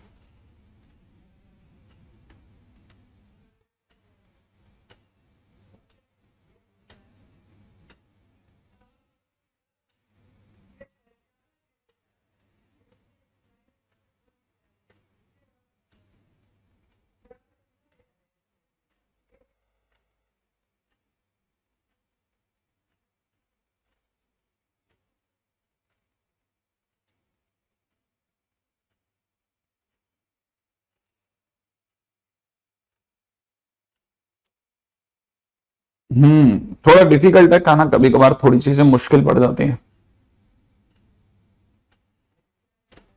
हाँ भाई, हो गया सभी का आंसर, 0 आ रहा है। अच्छा, चेक कर लेते हैं। देखो, अगर वाकई में ये दोनों मैट्रिसेस आपस में इक्वल हैं तो फिर ये इसके बराबर होगा, माने 2x प्लस 1 किसके बराबर होगा, x प्लस 3 के बराबर होगा। इसका सीधा सा मतलब x इज इक्वल 2 हो गया। अब 3y किसके बराबर होगा, 3y जो होगा y स्क्वायर प्लस 2 के बराबर होगा। इसका मतलब y square minus 3y plus में 2 बराबर 0 होगा। इसका मतलब हम कह सकते हैं y minus 1 y minus 2 equal 0 हो जाएगा, माने y की वैल्यू 1 या 2 हो जाएगी। ओके, अगर ये दो आंसर है तो फिर नीचे से भी मैच करना चाहिए। 0 0 के बराबर है, सचमुच में 0 0 के बराबर है।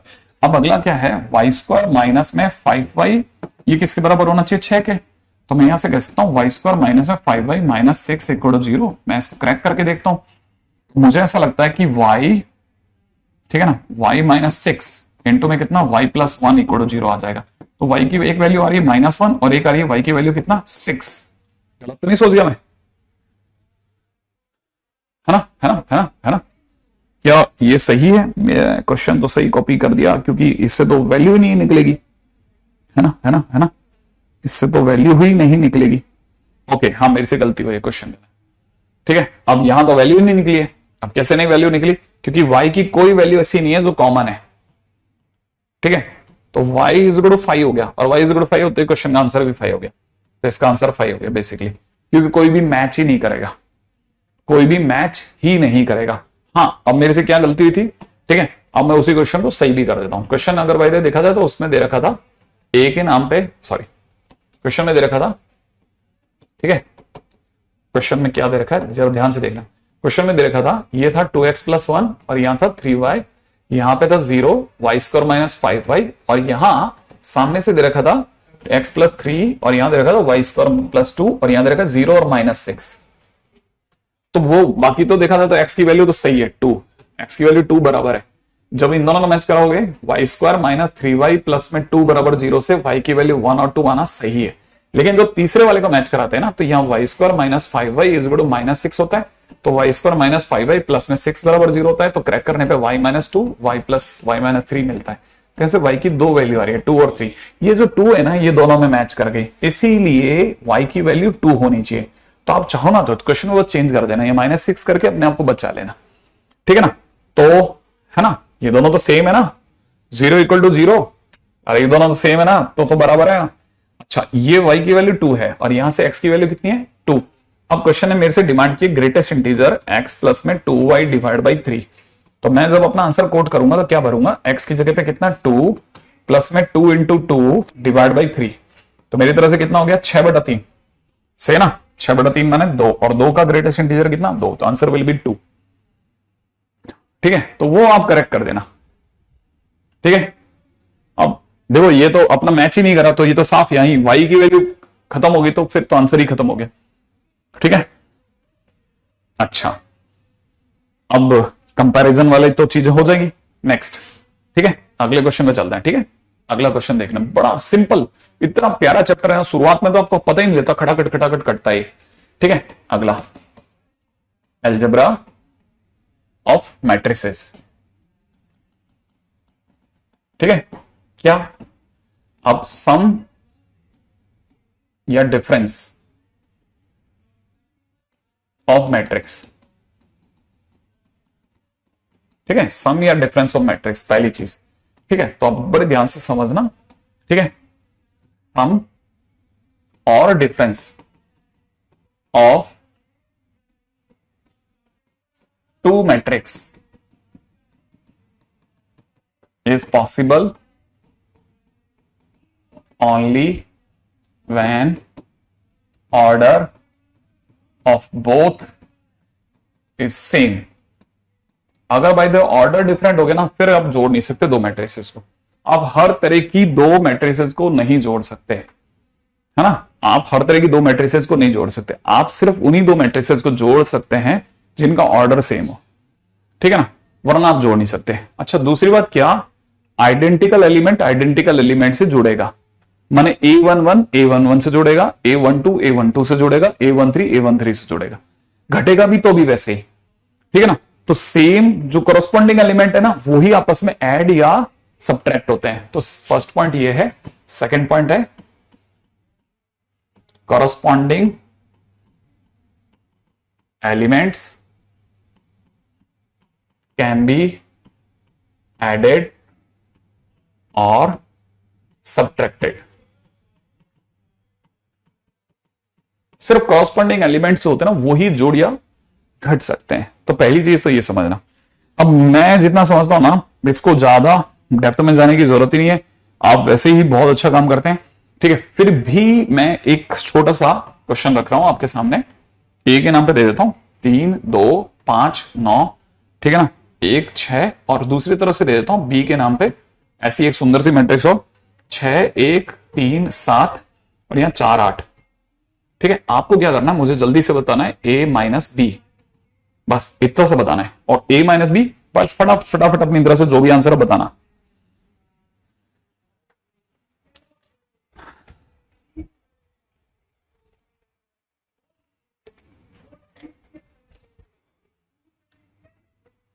वो बताता हूं, अभी 1 मिनट है ना, अभी 1 मिनट जवाब देता हूं कॉरस्पॉन्डिंग एलिमेंट्स का।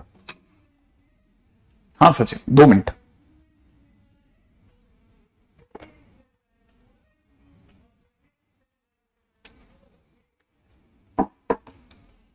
डन। देखो कुछ नहीं, जैसे 3 पहली जगह पे है ना, ये पहली जगह, ये कॉरस्पॉन्डिंग है, इसके कॉरस्पॉन्डिंग कौन है, ये है। तो जब आप घटाओगे तो देखो पहली बार देखना, 3 इसमें 3 रो है ना, और कॉलम कितने 2, तो 3 क्रॉस 2 है। इसमें भी देखो 3 रो है ना, तो 3 क्रॉस, इसमें 2 कॉलम है तो 3 क्रॉस 2 है ना, ऑर्डर सेम है तो घट सकता है। दूसरी बात, घटेगा तो 3 में से 6 घटेगा, तो 3 माइनस 6, 2 माइनस 1, 5 माइनस 3 है ना, 9 माइनस 7, इधर की तरफ देखा जाए 1 माइनस 4, 6 माइनस 8। बोर्ड में तो आप बहुत सजा सजा के लिखना, बगैर लिखना as you know that the order is same. ठीक है, फिर अगले नंबर पे लिखना सो सब्ट्रैक्शन इज पॉसिबल, फिर फूल पत्ती लगा दिए। ठीक है, और फिर ये घटाते हुए दिखाना। ठीक है, वैसे आपको देखते ही पता चल गया होगा सर, सीधे लिखते हैं ना -3 1। ठीक है, फिर कितना 2 -2, फिर 2, फिर इधर कितना -3, इधर कितना 2, बस ये लो सर आंसर हो गया, डन, खत्म करो। ठीक है, ठीक है, ऐसा अगले पे बढ़ते हैं। हालांकि मेरा बिल्कुल मन नहीं था ये वाला क्वेश्चन कराने का, लेकिन 12th के लिए मैंने खास तौर पे क्वेश्चन लिख लिया। x² + x, और यहां दे रखा x, यहां लिखा रखा 3 2 प्लस के अंदर दे रखा है दूसरा नंबर पे कितना 0 -1, यहां दे रखा -x + 1, यहां दे रखा है x, और यहां दे रखा है 0 -2 5। तो क्वेश्चन वाला कहता है बताओ x क्या होगा, बताओ जल्दी से इसे x।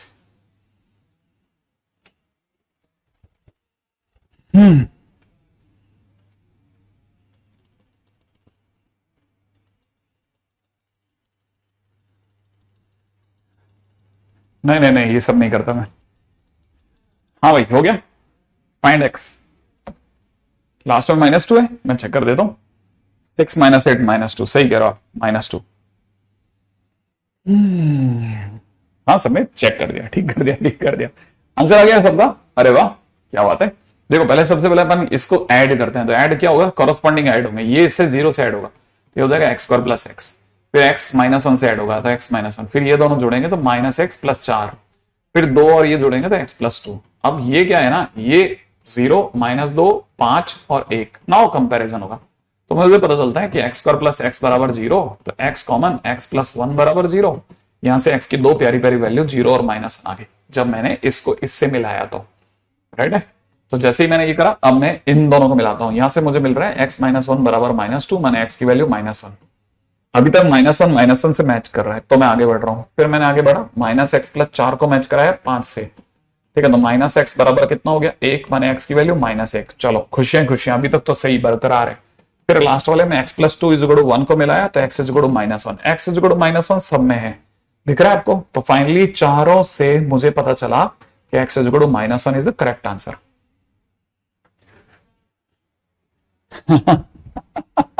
ठीक है, ये एडवांस लेवल का क्वेश्चन कर रहे हैं ना अपन, ठीक है। अगला क्वेश्चन करते हैं, धीरे धीरे सीख रहे हैं, अब थोड़ा तेज चल करके आगे पहुंच रहे हैं ना हम, हर 2 मिनट 3 मिनट बाद में क्वेश्चन करते ही तो जा रहे हैं।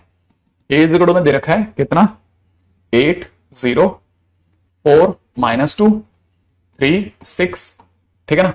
और बी के नाम पे दे रखा है कितना, बी के नाम पे दे रखा है 2 -2 4 2 -5 एंड 1, ठीक है। आपको कह रहा है क्वेश्चन वाला फाइंड मैट्रिक्स x, ठीक है ना, सच दैट क्या कि 2a + 3x 2a + 3x = 5 भी हो जाए, ठीक है। 2a + 3x = 5 भी हो जाए।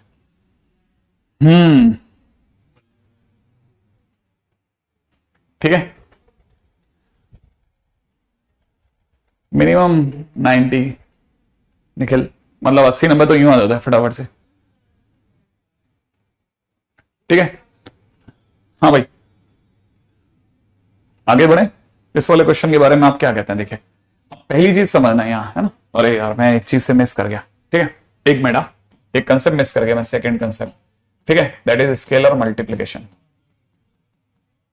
ठीक है, स्केलर मल्टीप्लिकेशन, ठीक है। तो याद रखना बहुत सिंपल सा है कि when a scalar is multiplied to a matrix, ठीक है, to a matrix, then it is multiplied to every element of it। कहने का मतलब क्या, जैसे मान लो किसी ने a अगर दे रखा है 3 0 5 9 1 2, और फिर किसी ने कह दिया कि सर a/3 कितना होगा, ठीक है, तो मैं a/3 का मतलब मैं समझ जाऊंगा किसी ने a की 1/3 से गुणा कर दी, तो मेरे तरफ से आंसर होगा 3/3 0/3 5/3 9/3 या 1/3 या 2/3, और सॉल्व कर सकते हैं तो कर देंगे। जैसे इसकी वैल्यू 1 आ चुकी है, ये 0 है, ये 5/3 रह जाएगा, ये 3 रह जाएगा, ये 1/3 रह जाएगा और ये 2/3 रह जाएगा। तो जब भी किसी भी स्केलर की किसी मैट्रिक्स से गुणा होती है ना, तो पूरे स्केलर से गुणा होती है, ठीक है ना। तो सेम वे अगर बाई द किसी ने 2a लिखा है ना, तो 2a लिखते ही क्या हो जाएगा ना, 2a प्लस में दे रखा है 3x में कितना 5b, ठीक है। तो मैं कैसे दिखाऊंगा, मेरा दिमाग पढ़ रहा होगा इस समय पे कि ये 2a का मतलब सामने वाले ने 16 0 8 -4 ये 6 ये 12 लिखा होगा, और प्लस में 3x होगा कुछ, अभी पता नहीं चल रहा, ठीक है। लेकिन 5b का मतलब हो जाएगा ये 10 ये -10 ये कितना हो जाएगा, ठीक है ना, ये हो जाएगा कितना 20 और ये हो जाएगा 10 और ये हो जाएगा -25, है ना, और ये हो जाएगा 5। ये मेरे को समझ में आ रहा है। अब मैं ये समझ गया कि 3x क्या होगा, 3x के टाइम पे मुझे इसको इसमें से घटाना है, तो घटाते टाइम पे देखा ना, ऑर्डर तो सेम है, तो मैं जब इसको इसमें से घटाऊंगा तो 10 माइनस 16 हो जाएगा, तो ये -6 बन जाएगा, है ना। अब ये घटेगा, है ना, तो माइनस, ये पता है ना आपको कौन किस में से घट रहा है, ठीक है ना।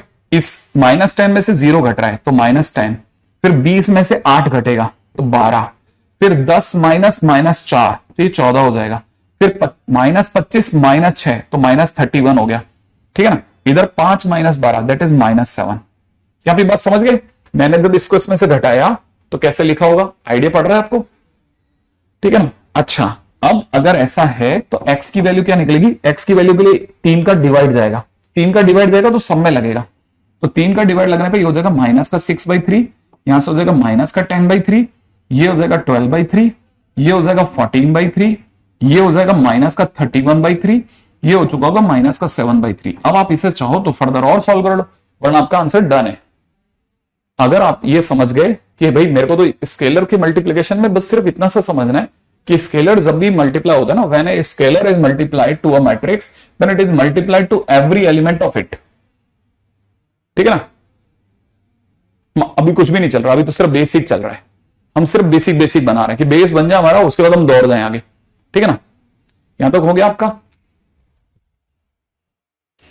ठीक है।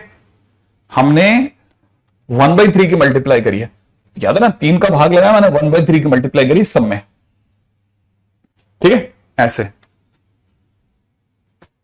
ओके, चेक कर लेते हैं, ये प्लस का 31 हो रहा है क्या, नहीं, देखो ये -25 है ना, 6 को आप इधर लाके घटाओगे तो -25 -6 ये 31 हो जाएगा माइनस का, ठीक है ना, ऐसा। अगले क्वेश्चन में चलते हैं, ठीक है। अब देखो मेरा अगला क्वेश्चन क्या है, अगला क्वेश्चन इन दोनों से बढ़िया क्वेश्चन, ज्यादा बेटर क्वेश्चन ये वाला है।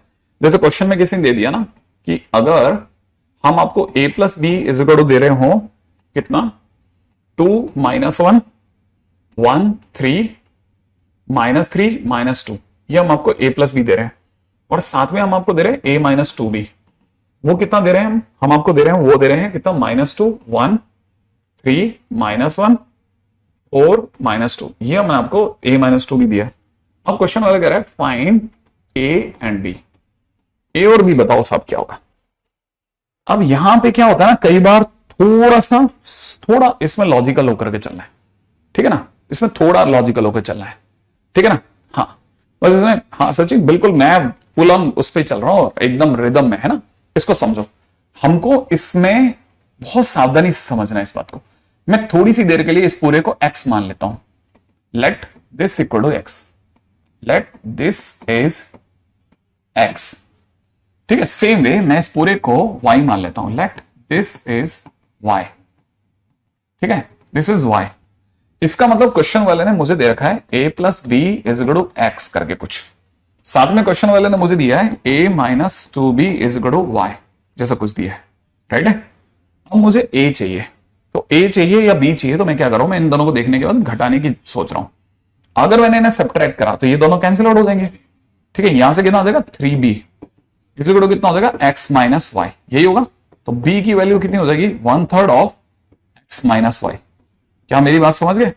सेम वे जैसे मेरे पास b आ गया है ना, तो फिर मैं उसकी जगह पे ये भी सोच सकता था, मैं इसी लाइन को डबल करके लिखता, मैं लिखता 2a प्लस में कितना, 2b = 2x, ये होता ना।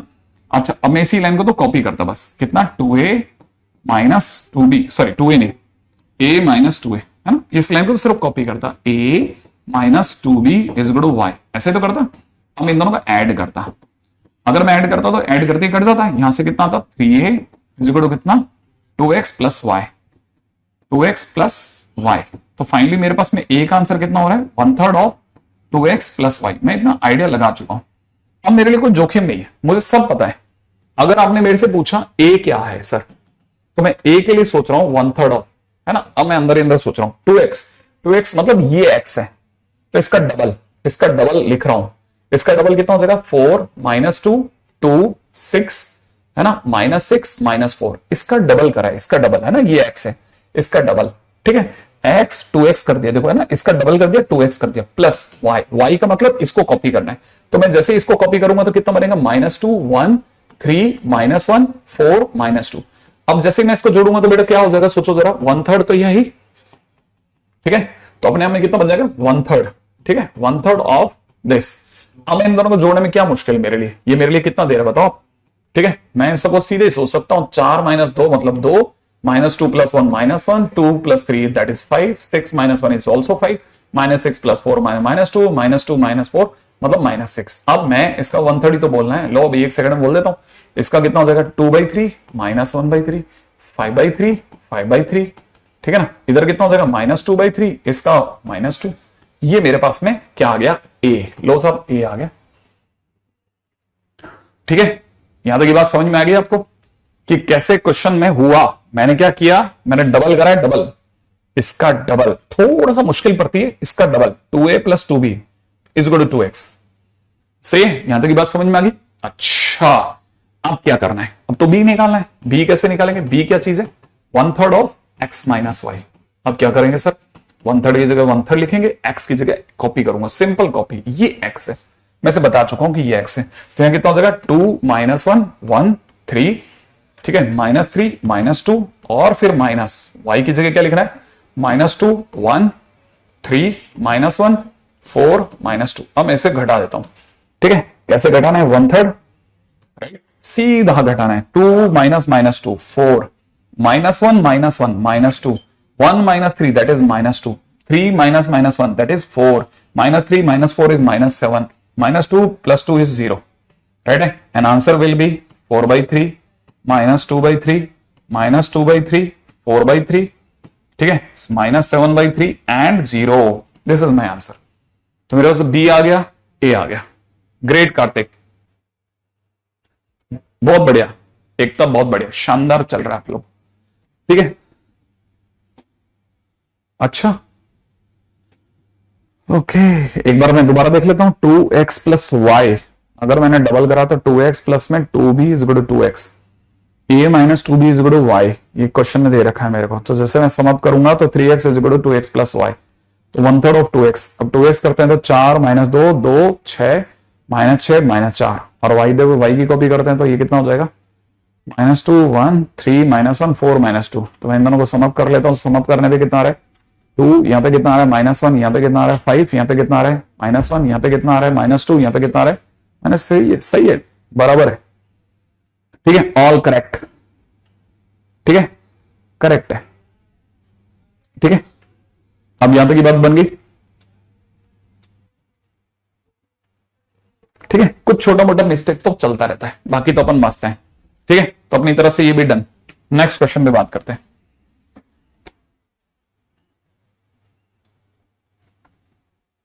ठीक है। क्वेश्चन में दे रखा है फाइंड x एंड y अगर 2x + y = दे रखा हो कितना 6 -6 0 -4 2 1 एंड x + 2y = दे रखा है कितना 3 2 5 और यहां कितना दे रखा -2 1 -7, ठीक है। निकाल लेना आपकी तरफ से जो भी आंसर बने, ठीक है।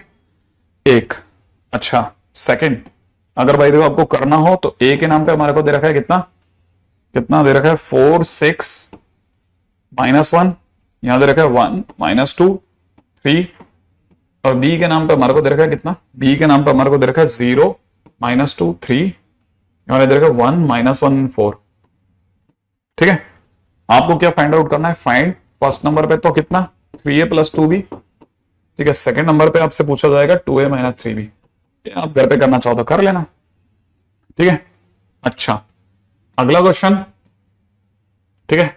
a के नाम पे आपको दे रखा है कितना, a के नाम पे दे रखा है 1 - 3 2 और यहां दे रखा है 2 0 2 एंड b के नाम पे आपको दे रखा है कितना 2 -1 -1 यहां दे रखा है 1 0 1, ठीक है। तो क्वेश्चन कहता है फाइंड मैट्रिक्स या find matrix C such that A plus B plus C is a null matrix। हाँ भाई, क्या आप ये तीनों क्वेश्चन कर लेंगे, क्या ये तीनों क्वेश्चन आप कर लेंगे, है ना। मेरा मतलब आप में से सभी बच्चे ये तीनों क्वेश्चन कर सकते हैं, ठीक है ना। ओके ठीक है, अच्छा नेक्स्ट टाइटल पे आते हैं। अगला टाइटल का नाम है transpose of A matrix. Transpose of a matrix, ठीक है भाई, ट्रांसपोज ऑफ ए मैट्रिक्स। तो याद रखना पहली चीज, इट इज रिप्रेजेंटेड बाय ए के ऊपर ऐसे टी पावर में, या फिर ए के ऊपर डैश लगा देते हैं, इससे दिखाते हैं, ध्यान रखना है ना। सेकंड नंबर की बात करी जाए तो ये होता क्या है, ठीक है ना। सेकंड नंबर पे अगर ए जो है वो अपने आप में ए आई जे है, मान लो एम क्रॉस एन ऑर्डर का है, ठीक है, देन अगर किसी ने ए ट्रांसपोज पूछा तो बस इतना सा करना है, एक तो ए आई जे की जगह ए जे आई कर देना, राइट है। रो और कॉलम की चीजें आपस में बदल जाएंगी, दूसरा ऑर्डर भी बदल जाएगा, एन क्रॉस एम हो जाएगा। तो ट्रांसपोज के टाइम पे बड़ा गजब चीज है, ध्यान रखना। ट्रांसपोज के टाइम पे क्वेश्चन में सीन बदल जाता है, ठीक है ना। हाँ, आप यूं कह सकते हैं कि अगर किसी ने इसे बी आई जे बोल दिया तो B I J is equal to में ए जे आई हो गया, ठीक है। इस तरह से चलती है गाड़ी, आई थिंक सभी को पता है। अब इसके बाद में आते हैं थर्ड नंबर पे, प्रॉपर्टीज ऑफ ट्रांसपोज, ठीक है। ट्रांसपोज मैट्रिक्स की प्रॉपर्टीज में पहली प्रॉपर्टी कहती है कि अगर आपने किसी ट्रांसपोज ली हुई मैट्रिक्स को दोबारा ट्रांसपोज कर दिया तो वापस सही मैट्रिक्स पे पहुंच जाओगे।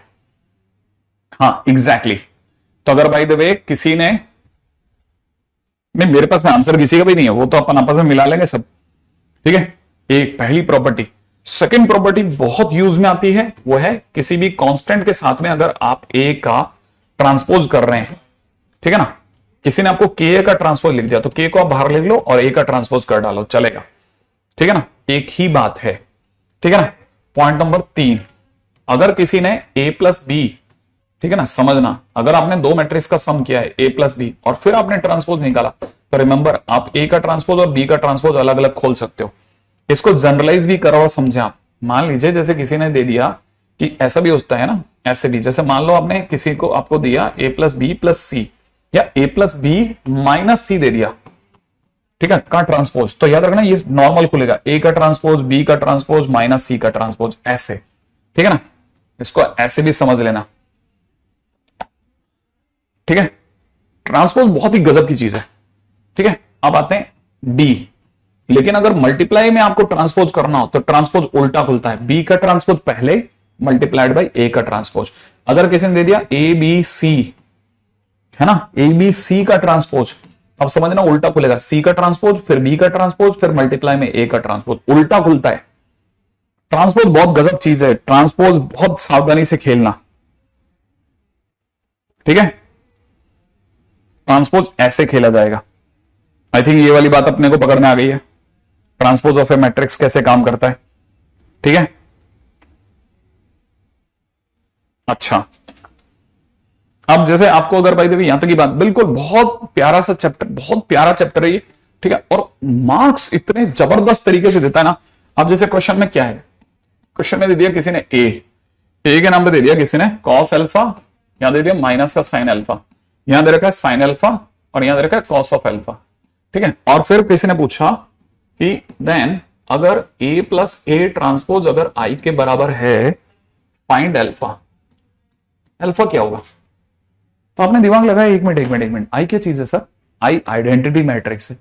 अच्छा, ए मतलब, ए का मतलब हो गया, अब देखो जरा सोचो, अगर मेरे को किसी ने कहा ए में ए ट्रांसपोज जोड़ो तो मैं क्या करूंगा, मैं लिखूंगा cos alpha minus sine alpha, यहां कितना लिखूंगा साइन अल्फा कॉस अल्फा, ये कौन लिखा, ये ए लिखा। अब क्या करना है, इसी को जो यू है उसको यू बिछा दो, cos alpha minus sine alpha, ये यू बिछा दो तो साइन अल्फा कॉस अल्फा। अब जोड़ो जरा दोनों को, तो जैसे आप दोनों को जोड़ेंगे ये हो जाएगा 2 कॉस अल्फा, ये दोनों को जोड़ोगे 0 आ जाएगा, ये दोनों को जोड़ोगे 0 आ जाएगा, ये दोनों को जोड़ोगे 2 कॉस अल्फा आ जाएगा, है ना। ये a प्लस ए टी आ गया। लेकिन सरकार ने तो कहा है नहीं सर ये तो 1001 के बराबर है, ये तो आई के बराबर है ना सर। हाँ, तो जब मैं कंपैरिजन करूंगा तो कंपैरिजन करते समय पर साफ पता चल गया कि 2 cos alpha is equal to 1 आ गया, इसका मतलब cos alpha is equal to half आ गया, और हाफ आता है पाई बाई 3 पे। अब cos अल्फा बराबर में cos पाई बाई 3 माने अल्फा इज इक्वल हो जाएगा 2n pi plus minus pi by 3। याद है जनरल आंसर कभी अपन ने ट्रिग्नोमेट्री की क्वेश्चन में पढ़ा था, ठीक है। तो अपनी तरफ से यहां से क्वेश्चन बन जाएगा, है ना। क्या यहां तक की बात समझ में आ गई, है ना, है ना, है ना, है ना, है ना। तो ये बहुत सिंपल है लेकिन काम की चीज है। ए आई जे एजे आई में बदल जाता है, ठीक है। हाँ, इसको कुछ लोग बी आई जे भी बोलते हैं कि B I J is equal to A J I, वो कोई फर्क नहीं पड़ता, दोनों बिल्कुल करेक्ट आंसर है, ठीक है ना। अब यहां से अपन इसका साथ छोड़ते हैं, किसका, मैट्रिक्स का। मैट्रिक्स की शीट अपलोड होगी क्या, देखना मैट्रिक्स की शीट अपलोड होगी या नहीं हुई। मैट्रिक्स की? हाँ जरा देखो मैट्रिक्स की शीट अपलोड हो गई क्या। अगर अपलोड हो गई तो उसका काम भी देना चालू करूंगा साथ में अपने को, है ना। डिफरेंशियबिलिटी का भी टाटा करना है ना।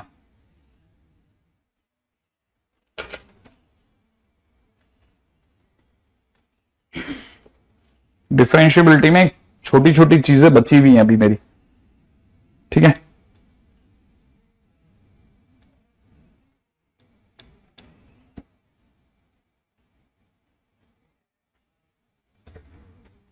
हुई, एक मिनट दिखाओ। ये क्या है, ये तो बहुत ही ज्यादा डार्क है। अच्छा, मैट्रिक्स की शीट ये तुमने अपनी वाली ली है, सफलता की खोली है ना। अच्छा एक मिनट एक मिनट एक मिनट,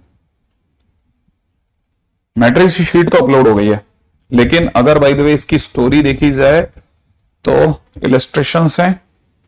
अच्छा, डू योर सेल्फ चल रहा है अभी तो।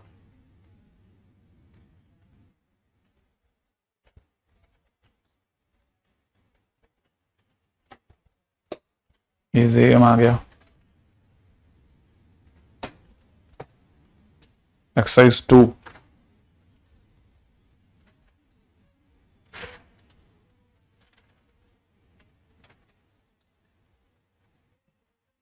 हाँ भाई, एक्सरसाइज 1 में तो क्वेश्चन नंबर आप 1 कर सकते हैं, 2 कर सकते हैं बस सर, अभी तक तो एक्सरसाइज 1 में क्वेश्चन नंबर 1 2 कर सकते हैं, ठीक है ना। 1 2 अगर आप करना चाहो तो कर लेना, अभी तक तो इतना ही कर सकते हैं ना, और तो अभी कुछ भी इसमें करने लायक नहीं है एक्सरसाइज 1 में तो। अब एक्सरसाइज 2 भी देख लेते हैं, है ना। एक्सरसाइज 2 में क्वेश्चन नंबर 1 2 कर सकते हो आप फिर से, और कुछ नहीं कर सकते।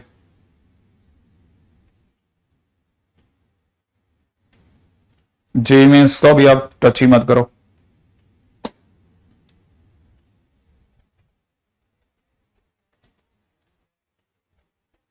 ठीक है। जे एडवांस भी नहीं। एक्सरसाइज 5 अभी तो आप कुछ भी मत करिए, अभी मस्त रहिए, इसमें तो कुछ भी आपके पास करने लायक नहीं है, ठीक है। एनसीईआरटी कीजिए, खुश रहिए अभी तो, बस सिर्फ इतना ही कहूंगा, ठीक है।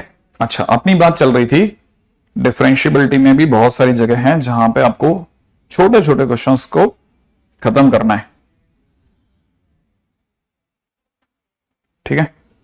Just a minute, give me a moment. हम आ गए कहां तक,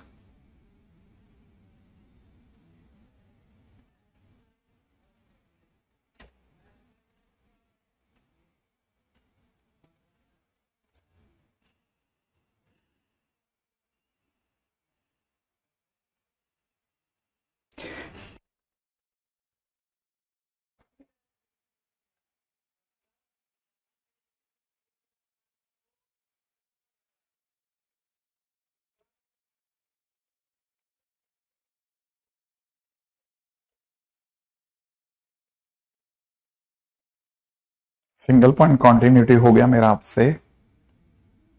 पिछली बार मैं आपको 80 वाले क्वेश्चंस कराने चालू करे ही थे शायद, मैं अगर गलत नहीं हो तो। हाँ बिल्कुल वहीं तक पहुंचे थे, ठीक है। अच्छा, अब अपने इसके बाद में रिमेनिंग पार्ट ऑफ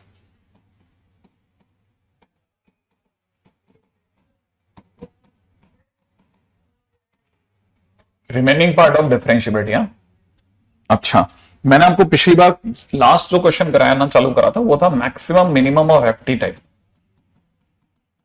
ठीक है ना, जो कि अपने आप में बहुत काम की चीज है। अच्छा,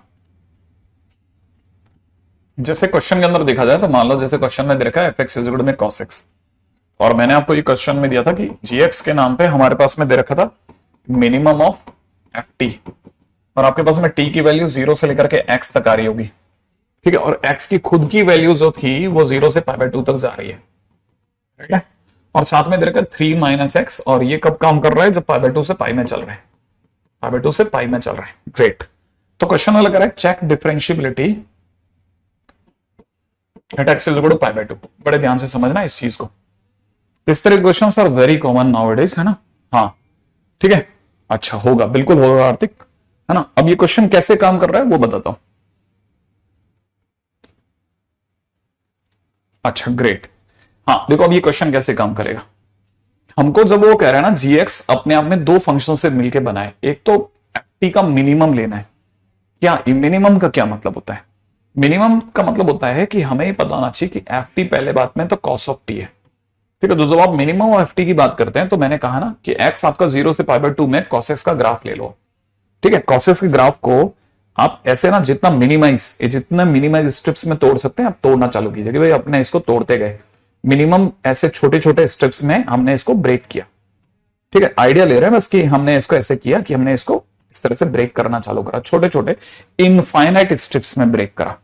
इनफाइनाइट स्टेप्स में ब्रेक करने के दौरान हमारा दिमाग कैसे काम करता है, हम ऐसे सोचेंगे कि हम शुरुआत कर रहे हैं 1 से, यहां पे इस समय पर 1 है, तो इसका मतलब ठीक 0 पर मैं 1 पे खड़ा हूं।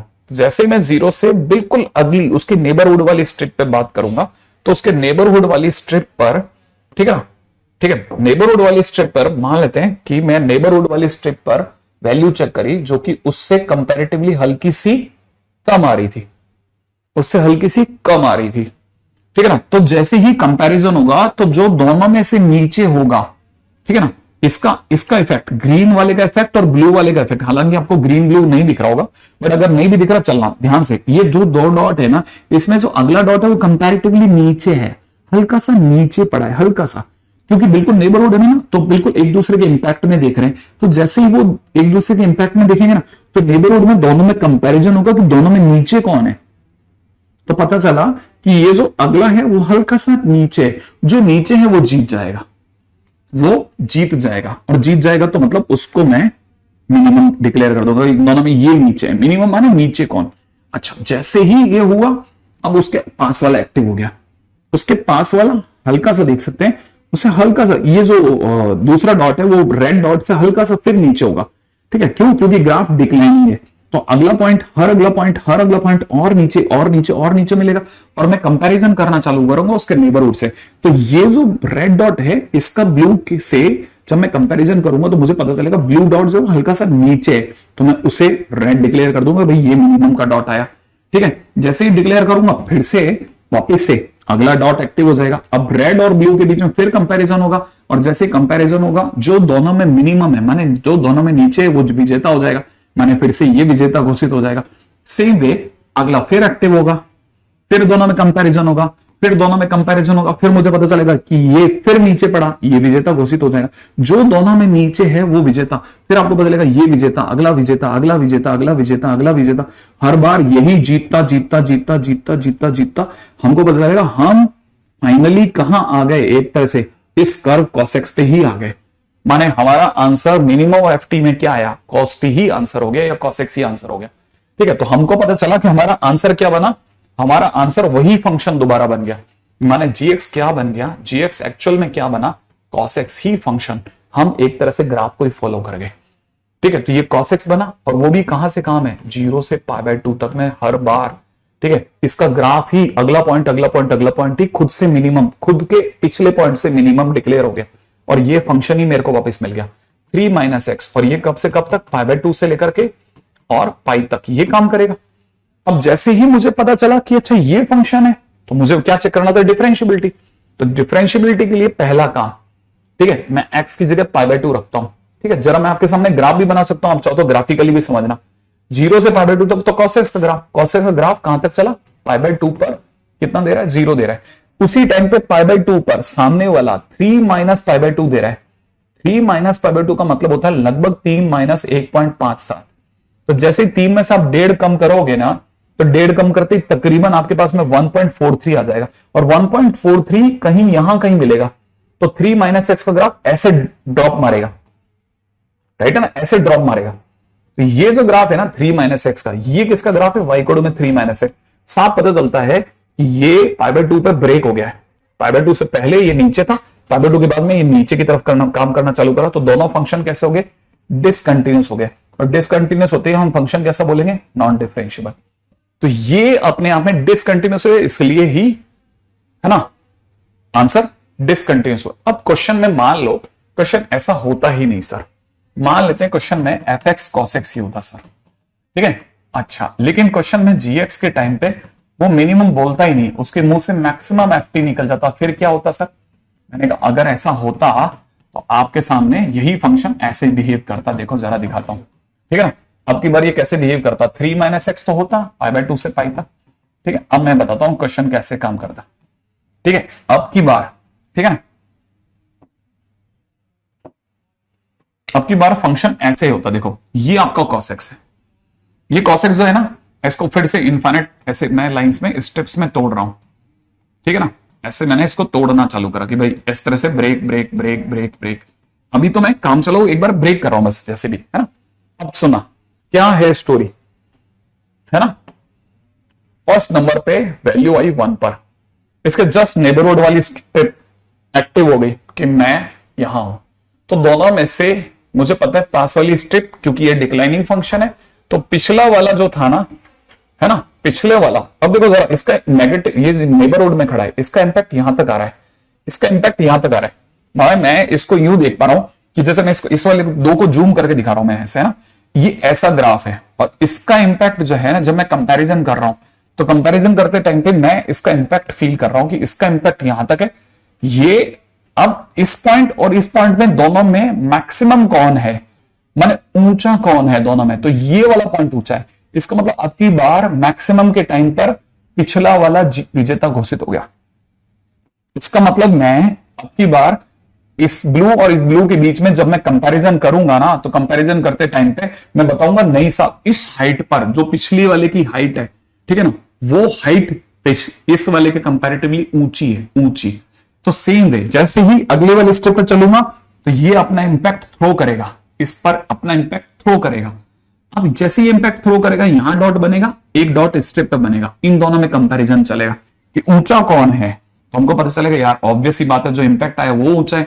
इंपैक्ट फिर अपने आप को अगले वाले पे थ्रो में करेगा, राइट है, जैसे वो अपने आप को अगले वाले पे थ्रो करेगा, उस पर और नीचे वाली लाइन पे फिर कंपैरिजन होगा, और फिर से पता चलेगा कि नहीं साहब जो इंपैक्ट था वो भारी पड़ा। तो ऐसे ही हम वापस से फिर से बार बार ऐसा करेंगे, देखो जरा, इंपैक्ट अपने आप को थ्रो करेगा, और ओरिजिनल ये नीचे है, नीचे और उसमें दोनों में, ठीक है। जैसे जैसे मैं आगे बढ़ता जाऊंगा ग्राफ में आपको स्पष्ट दिखने लग जाएगा, अभी शुरू शुरू में नहीं दिखता, लेकिन बाद में दिखेगा कि ये पॉइंट स्ट्रिप का पॉइंट है, वो पॉइंट नेबरहुड का पॉइंट है, नेबरहुड का इंपैक्ट पॉइंट है। तो इंपैक्ट पॉइंट और ग्राफ के पॉइंट के बीच में जब कंपैरिजन चलेगा ना, तो आपका एक्चुअल में कौन जीता हुआ घोषित होगा, इंपैक्ट वाला पॉइंट। तो इंपैक्ट वाले पॉइंट को आप डार्क कर दोगे कि नहीं साहब मेरा तो ये वाला जीत गया, ठीक है। अब इसका जैसे ये हुआ ना, फिर से ये पास वाले पे इंपैक्ट मारेगा, इस पर, अब इस पे इंपैक्ट मारेगा, और एक यहां पे स्ट्रिप का होगा। तो स्ट्रिप पॉइंट और इंपैक्ट पॉइंट में मैक्सिमम कौन है, माने ऊंचा कौन है, ऑब्वियस बात है इंपैक्ट वाला पॉइंट। तो मैं फिर से उसको विजेता घोषित करूंगा ऐसे, ठीक है, कि भाई तुम ही जीते हुए हो, ठीक है। इसको यहां जीता होगा, फिर ये जीता होगा, फिर अगला जीतेगा, फिर अगला जीतेगा, फिर अगला जीतेगा, फिर अगला जीतेगा। तो हर बार पता चलेगा स्ट्रिप के पॉइंट और इंपैक्ट पॉइंट में ऊंचा कौन पड़ गया, इंपैक्ट वाला पॉइंट। तो इंपैक्ट वाला पॉइंट जो होगा ना, वन हाइट पर खट खट खट खट खट खट खट खट खट खट खट जीतता चला जाएगा, और फाइनली हमारे लिए एक तरह से एक लाइन डिक्लेयर हो जाएगी कि भाई साहब ये लाइन जो है ये हर बार अपने स्ट्रिप वाली लाइन से कंपैरेटिवली ऊंची पड़ रही थी, क्योंकि ये नेबरहुड इंपैक्ट आ रहा था, नेबरहुड इंपैक्ट आ रहा था, सही है। तो ग्राफ जो है वो हमको कहां मिला, एक स्ट्रेट लाइन के तौर पे मिला, that is y equal to 1। अब ये जो y इक्वल टू 1 वाली जो लाइन है ना, ये कहां तक काम कर रही है, दैट इज एक्टिवेटेड टिल π/2, क्योंकि 0 से π/2 तक y इक्वल टू 1 बना। अच्छा, साथ में 3 माइनस एक्स कहां तक काम करेगा, 3 माइनस एक्स होगा वो यहां से काम करना चालू करेगा, 3 माइनस एक्स का ग्राफ ऐसे काम करेगा, ये y इक्वल टू में 3 माइनस एक्स है, लेकिन अभी भी कौन सा दोनों मिल गए, तो हम क्या कहेंगे, फंक्शन कैसा है, डिसकंटिन्यूअस है, डिसकंटिन्यूअस है, साथ में क्या बन गया, नॉन डिफरेंशिएबल। माने फंक्शन की डिफरेंशिएबिलिटी में फर्क नहीं पड़ा, ठीक है ना, फंक्शन की डिफरेंशिएबिलिटी में कोई फर्क नहीं पड़ा, लेकिन मैक्सिमम होने पर हमारे को स्ट्रेट लाइन मिल रही है, और मिनिमम होने पर ओरिजिनल ग्राफ ही मिल रहा है।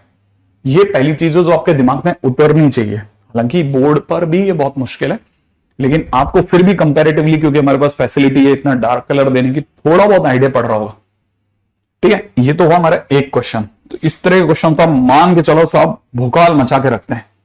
ठीक है, एक। अब जैसे क्वेश्चन में अगले पे चलता हूं।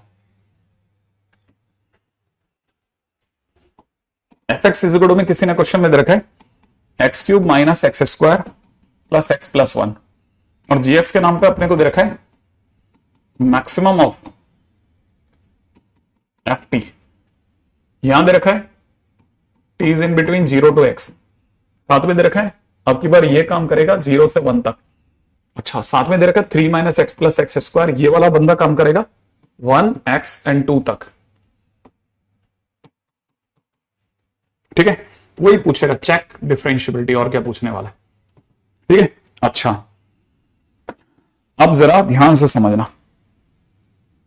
अब एक और चीज, इस तरह क्वेश्चन में जिनमें भी कभी भी मैक्सिमम मिनिमम का क्वेश्चन होता है ना, उस तरह क्वेश्चन में एक और खास बात होती है, वो हमेशा ऐसे फंक्शन सर्च करते हैं, कोशिश करते हैं, है ना, कोशिश करते हैं। ज्यादातर क्वेश्चन में फंक्शन जो होता है वो या तो इंक्रीजिंग होता है या डिक्रीजिंग होता है।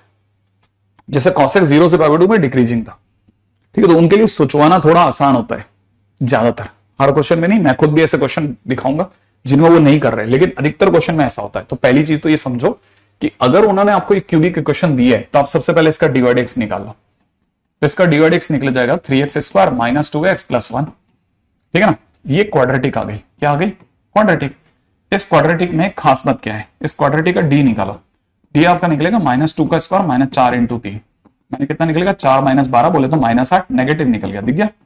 जब भी किसी का डी नेगेटिव होता है ना तो पूरी क्वाड्रेटिक पॉजिटिव हो जाती है। इसका मतलब आपका डिवाइड एक्स पॉजिटिव हो गया। डिवाइड एक्स जब भी ग्रेटर देन 0 होता है फंक्शन इंक्रीजिंग हो जाता है, तो इसका मतलब फंक्शन वाकई इंक्रीजिंग था। अपन जिस एफ की बात करने वाले हैं ना वो एक इंक्रीजिंग फंक्शन, और इंक्रीजिंग फंक्शन में मेरे को मैक्सिमम देखता जाना है। तो मैंने अपनी तरफ से आइडिया लगाया कि भाई इसका ग्राफ बनेगा कैसे। तो मुझे एक बात समझ आ गई, फंक्शन कैसा है? इंक्रीजिंग। इंक्रीजिंग है तो सीधा ऊपर चढ़ता चला जाएगा, है ना। अच्छा, एक ही बार काटेगा, तो अगर देखा इंक्रीजिंग है ना, एक ही बार काटता ऊपर चला जाएगा। अब मेरे को पता है इस फंक्शन में अगर मैं 0 रखता हूं, है एक्स की वैल्यू अगर 0 रखता हूं तो 1 आता है। तो माने इस एक्सेस पर, ये यहां है, यहां 1 पर 0,1 से गुजरेगा, तो ये ग्राफ जरूर यूं आ रहा होगा, यूं निकला होगा। इंक्रीजिंग है ना, लेफ्ट से राइट में ऊपर की तरफ जाते समय बढ़ेगा।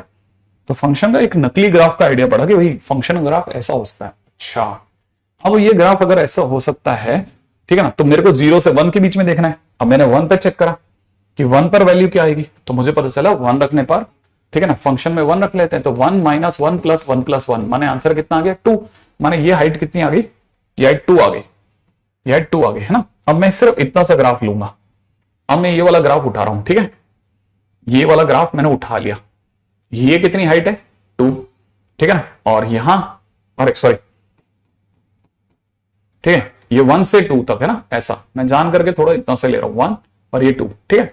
और इसको फिर से अपन स्ट्रिप स्ट्रिप काट देते हैं, ठीक है, ऐसे, ठीक है। हालांकि बहुत ज्यादा दूर दूर स्ट्रिप लिए मैंने ताकि थोड़ा क्लैरिटी बढ़ जाएगी, ठीक है ना। ऐसे मैंने स्ट्रिप्स काट दी। काटने के बाद मैं हर बार ग्राफ का पॉइंट और नेबरहुड का इंपैक्ट दोनों के बीच में कंपैरिजन करूंगा। ग्राफ का पॉइंट माने स्ट्रिप का पॉइंट और नेबरहुड का इंपैक्ट पॉइंट दोनों के बीच में कंपैरिजन करूंगा। तो पहला काम, सबसे पहले उठ के आया 1, ठीक है। इंपैक्ट कहां दिया इसने? यहां, ठीक है, बिल्कुल अपने सीध में देता है, हर जना अपने सीध में इंपैक्ट देता है। और उसका कंपैरिजन किससे चला? उसका कंपैरिजन चला इससे, इस पॉइंट से जो स्ट्रिप का पॉइंट है। स्ट्रिप ने ग्राफ को जहां काटा, इन दोनों में ऊंचा कौन है? इन दोनों में ऊंचा कौन है? तो मुझे पता चला ऊपर वाला ऊंचा है, मैंने इसको ही डार्क कर लिया, ठीक है। अब जैसे यही जीत गया, माने ये जीत गया। अब ये जीतते क्या करेगा ना, ठीक है, ये जीतते ही पास वाले पे इंपैक्ट डालेगा, ठीक है। अब ये जो पॉइंट आया इसमें और स्ट्रिप के पॉइंट में कंपैरिजन होगा, तो मुझे पता चला इसकी सीध में तो यही आ रहे थे और स्ट्रिप का पॉइंट थोड़ा सा ऊंचा आ रहा था, तो ऊंचा आने पे वो विजेता घोषित हो गया, ठीक है ना। तो हमने इसी को विजेता घोषित कर दिया कि भाई तू ही विजेता है, ठीक है। सेम वे अब यहां पे इंपैक्ट और ये स्ट्रिप, तो हमको पता चला यही ऊंचा हो गया, फिर यही ऊंचा हो जाएगा, यही ऊंचा हो जाएगा, यही ऊंचा हो जाएगा। देखो जरा सोचो, मैं अगर आपके सामने इसमें दिखाता हूं, देखो इन दोनों में अच्छा खासा गैप है, ठीक है। इसका इंपैक्ट कहां पड़ रहा है? यहां पड़ रहा है, इंपैक्ट यहां पड़ रहा है, जबकि स्ट्रिप का पॉइंट यहां है। तो स्ट्रिप वाला पॉइंट ही जीत गया, स्ट्रिप वाला पॉइंट ही जीत गया क्योंकि वो ऊंचा है, ठीक है। अब जैसे ही ये जीता तो इसने अपने पास वाले पे इंपैक्ट डाला, कि भाई यहां पे पढ़ते हैं अपन, यहां अपना इंपैक्ट डालते हैं। और स्ट्रिप का पॉइंट का है, स्ट्रिप का पॉइंट ऊंचा है, देखो आप साफ दिख जाएगा कि हाँ ये तो यही इंपैक्ट डाला था, जबकि ये ऊंचा है, थोड़ा और ऊंचा पड़ा, तो जैसे ऊंचा पड़ा तो वो जीतता गया। तो मैक्सिमम में कौन आया, मैक्सिमम आपको पता चलेगा हर बार यही पॉइंट जीतते चले गए, माने यहीं पे पॉइंट बनते चले गए हर बार। और ये किसको फॉलो कर गए, एक तरह से ग्राफ को ही फॉलो करके। तो अगर किसी ने मेरे से जीएक्स पूछा कि जीएक्स क्या है, तो जीएक्स के टाइम पे मैं ये सब हटा दूंगा कचरा और इसकी जगह फंक्शन ही भर दूंगा, क्योंकि फंक्शन ही विजेता हुआ, फंक्शन ही जीता। तो x cube minus x square plus में कितना एक्स प्लस 1, ये मैं यूज करूंगा कब से कब तक, 0 से लेकर के और 1 तक। और 3 minus x plus x square, ये मैं कब से कब तक काम करूंगा, 1 से लेकर के और 2 तक। अब इसमें अगर भाई देखो आप कंटिन्यूटी की बात करोगे तो कंटिन्यूटी वैसे भी निकालता हूं। फिर भी एक और बात बताता हूं, इसका वर्टेक्स ये क्वाड्रेटिक है, आपको नहीं पता है तो मैं बता देता हूं। इसका डिफरेंशिएशन करो, 2x माइनस 1, तो एक तो 1/2 पे आ रहा है, ठीक है ना, और 1/2 रखने पे 1/4, ढाई माने 5/10/4 प्लस 1/4 माने 11/4, माने इसका वर्टेक्स यहां आ रहा है 1/2 11/4 पर। ओके 1/2 और 11/4, 11/4 1 से हल्का सा ऊपर होता है, नहीं 2 से भी ऊपर होता है, तो यहां कहीं इसका वर्टेक्स आ रहा है, यहां इसका वर्टेक्स है। अच्छा, और ठीक 1 रखने पर इसकी क्या वैल्यू आ रही है, 1 रखने पर इसकी वैल्यू आ रही है, 1 रखने पर इसकी वैल्यू आ रही है 3 माइनस 1 प्लस 1, ठीक है, कितना हो गया 3, माने इस जगह पर ये 3 हाइट से स्टार्ट होगा, ठीक है, और ये 3 हाइट से स्टार्ट होकर ऊपर ही निकल जाएगा, याद है ना। ये ऐसा है, ये गेम मैं आपको दिखाता हूं, देखो ये ऐसा ग्राफ है इसका, ये ग्राफ ऐसा है, इस तरह से ग्राफ होगा, लेकिन इस ग्राफ में हमको सारा नहीं लेना, हमको लेना है कहां से, यहां से, जहां ये इसने मामला रोका, किसने, इस फंक्शन ने कहां रोका 1 पे, तो 1 के आगे ठीक 1 पर ये कहां है, यहां है, ये हाइट इस समय पे कितनी है 3, तो ये 3 के आगे वाला ही हमारे काम का फंक्शन है, ये कहना चाह रहा हूं मैं, ठीक है ना। तो हमको सिर्फ इतना ही लेना है, लेकिन दोनों फंक्शंस ये dot dot dot dot dot dot और ये जहां ये चालू हुआ, इन दोनों के बीच में गैप आ गया, और इनके बीच में गैप आते मैं कह दूंगा फंक्शन कैसा है, डिसकंटिन्यूअस है, और फंक्शन अगर डिसकंटिन्यूअस है तो फंक्शन कैसा हो गया, नॉट डिफरेंशिएबल। तो आप में से कई बंदे ये बात समझ रहे होंगे कि बेसिकली इसका मन है ही नहीं कॉन्टिन्यूटी का, ये आपको उल्लू बना रहा है, ये बस सिर्फ ये जानना चाहता है कि आप चेक कर पाते हैं कि मैक्सिमम और मिनिमम कौन होता है, बस वो सिर्फ ये जानना चाहता है कि whether you have that courage और नॉट। आपने वो एडवांस, क्या ये तो मेंस में आने लगे इस तरह के क्वेश्चन, क्या आपने मेंस में आने की वो इच्छा शक्ति भी है क्या, ठीक है। अब मान लो ये क्वेश्चन सर मिनिमम का होता तो क्या होता, अब ये क्वेश्चन अगर मिनिमम का होता तो कैसे होता वो बता देता हूं, ठीक है ना। हाँ, ये क्वेश्चन अगर मिनिमम का होता तो मैं कहता f x is equal to कितना दे रखा है, x cube minus x square plus x plus 1, और जीएक्स के नाम पे मैं क्या ले लेता, जीएक्स के नाम पे ले लेता मैं मिनिमम ऑफ एफ टी, ठीक है ना, और 0 t और x, और यहाँ पे बोलते हैं 0 x एंड 1, और यहाँ पे कितना ले लेते हैं अपन फंक्शन के नाम पे 3 minus x plus x square, और ये कब लेते हैं जब x is in between 1 and 2, और अब मिनिमम होता तो क्या होता, फिर से ग्राफ वही बनता, वही ग्राफ होता, ठीक है। अगर वही ग्राफ होता 1 से लेकर के 2 तक का, मान लो ये 1 है ये 2 है, ऐसे फिर से अपन स्ट्रिप काटते ऐसे, मैं तो और ब्रॉड स्ट्रिप ले रहा हूं, ठीक है। अब स्ट्रिप में क्या होता है ना, स्ट्रिप के अंदर आपको बहुत इजीली समझ में आता है कि हमको पता है ये 1 पे वैल्यू 1 है, इसका इंपैक्ट कहां पड़ेगा, यहां पड़ेगा। अच्छा, फंक्शन का पॉइंट क्या है, स्ट्रिप वाला पॉइंट यहां है, इन दोनों में मिनिमम मतलब किसको विजेता घोषित करना है, ठीक है, नीचे वाले को, और नीचे वाला कौन है, नीचे ये रहा इंपैक्ट वाला पॉइंट, ये विजेता घोषित हो गया, ये विजेता घोषित हुआ, इसके पास में इंपैक्ट आ गया, इसके पास में इंपैक्ट आते क्या होगा, इसके पास में इंपैक्ट आते ये स्ट्रिप वाले पॉइंट से कंपैरिजन में आ जाएगा, जैसे कंपैरिजन में आएगा तो वापस यही विजेता हो जाएगा, ठीक है। ये विजेता हुआ, इसके विजेता होते ही ये पास में इंपैक्ट डाल देगा। स्ट्रिप वाला पॉइंट कौन है, स्ट्रिप वाला पॉइंट ये वाला पॉइंट है, इनमें दोनों में जीता कौन, यही जीता। तो मुझे पता चला एक टाइम आएगा जब मेरे को पता चलेगा मिनिमम के टाइम पे यही विजेता मिल रहा है हर बार, तो हमको एक तरह की स्ट्रेट लाइन मिल रही है, और वो भी कितनी, y = 1 पर, और जो पिछला वाला ग्राफ था वो इसके ऊपर जा रहा था, तो अगर देखा जाए तो फंक्शन वापिस से कैसा हो गया, डिसकंटिन्यूअस होते ही नॉन डिफरेंशिएबल में भी आ गया, ऐसा कह रहा था मैं।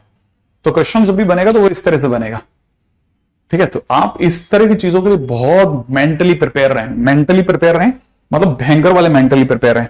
अच्छा, फिर भी अगर मान लो मेरे को पता नहीं शीट में इस तरह का कोई क्वेश्चन है या नहीं है, but I can tell you one thing, f x के नाम पे दे देता हूं x square minus mod of x, ठीक है, 2 mod x, even I must say, है ना, x square minus 2 mod x, ठीक है। और जी एक्स के नाम पे आपको दे देता हूं, ठीक है, मिनिमम एफ टी, और यहां देता हूं मैक्सिमम एफ टी, ठीक है, और यहां देता हूं -2x टी और x, ठीक है, और यहां देते हैं 0 tx। ये -2x और 0 के बीच में काम कर रहा है, ये 0x और t के बीच में काम कर रहा है, ठीक है। फाइंड gx, फिर आप gx फाइंड आउट कर लो, बस इतना सा। ये आप घर पे ट्राई कर लेना। अगर आप घर पे इस लेवल का क्वेश्चन कर गए तो मैं समझ जाऊंगा कि आप में है वो बात कि आप उस लेवल की चीजें क्लिक करते हैं। गलत करना नहीं चलेगा, गलत कर, लेकिन करेंगे नहीं वो गलत हो जाएगा। करना जरूर आप अपनी तरह से ट्राई, कि हाँ ये वाला क्वेश्चन मैं कर सकता हूं सर, तो ये वाला क्वेश्चन करना है। साथ में मैंने आपको डिफरेंशियबिलिटी का दिया था, अब बस मेरा मुश्किल से 15 मिनट का डिफरेंशियबिलिटी और बचा है, ठीक है ना, जिसको मैं उड़ाना नहीं चाहता बिल्कुल भी। और मैं आपको बता देता हूं, एक्सरसाइज 1 करके रख लेना बस आप, एक्सरसाइज 1 डिफरेंशियबिलिटी की कर लेना याद से, एक्सरसाइज 1, ठीक है, होमवर्क है डिफरेंशियबिलिटी का, ठीक है, डिफरेंशियबिलिटी ये आप करके रख लेना, क्योंकि मैं अच्छी खासी मेहनत कर चुका हूं इस चैप्टर पे।